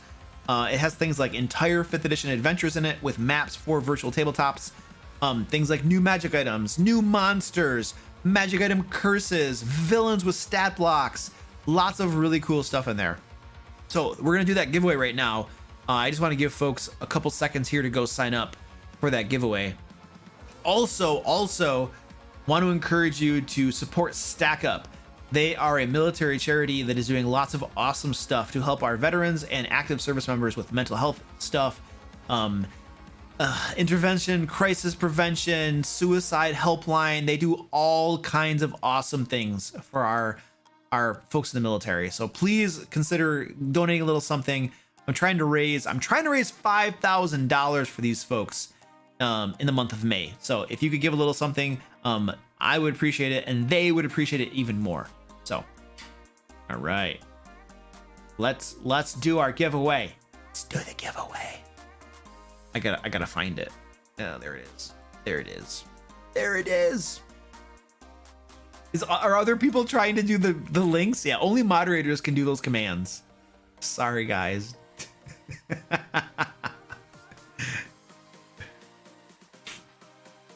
Moderators, folks are gunning for your jobs. They're gunning for your jobs. People are going to be like, how do I become a moderator? the first way not to be, the number one way to become a moderator is not to ask.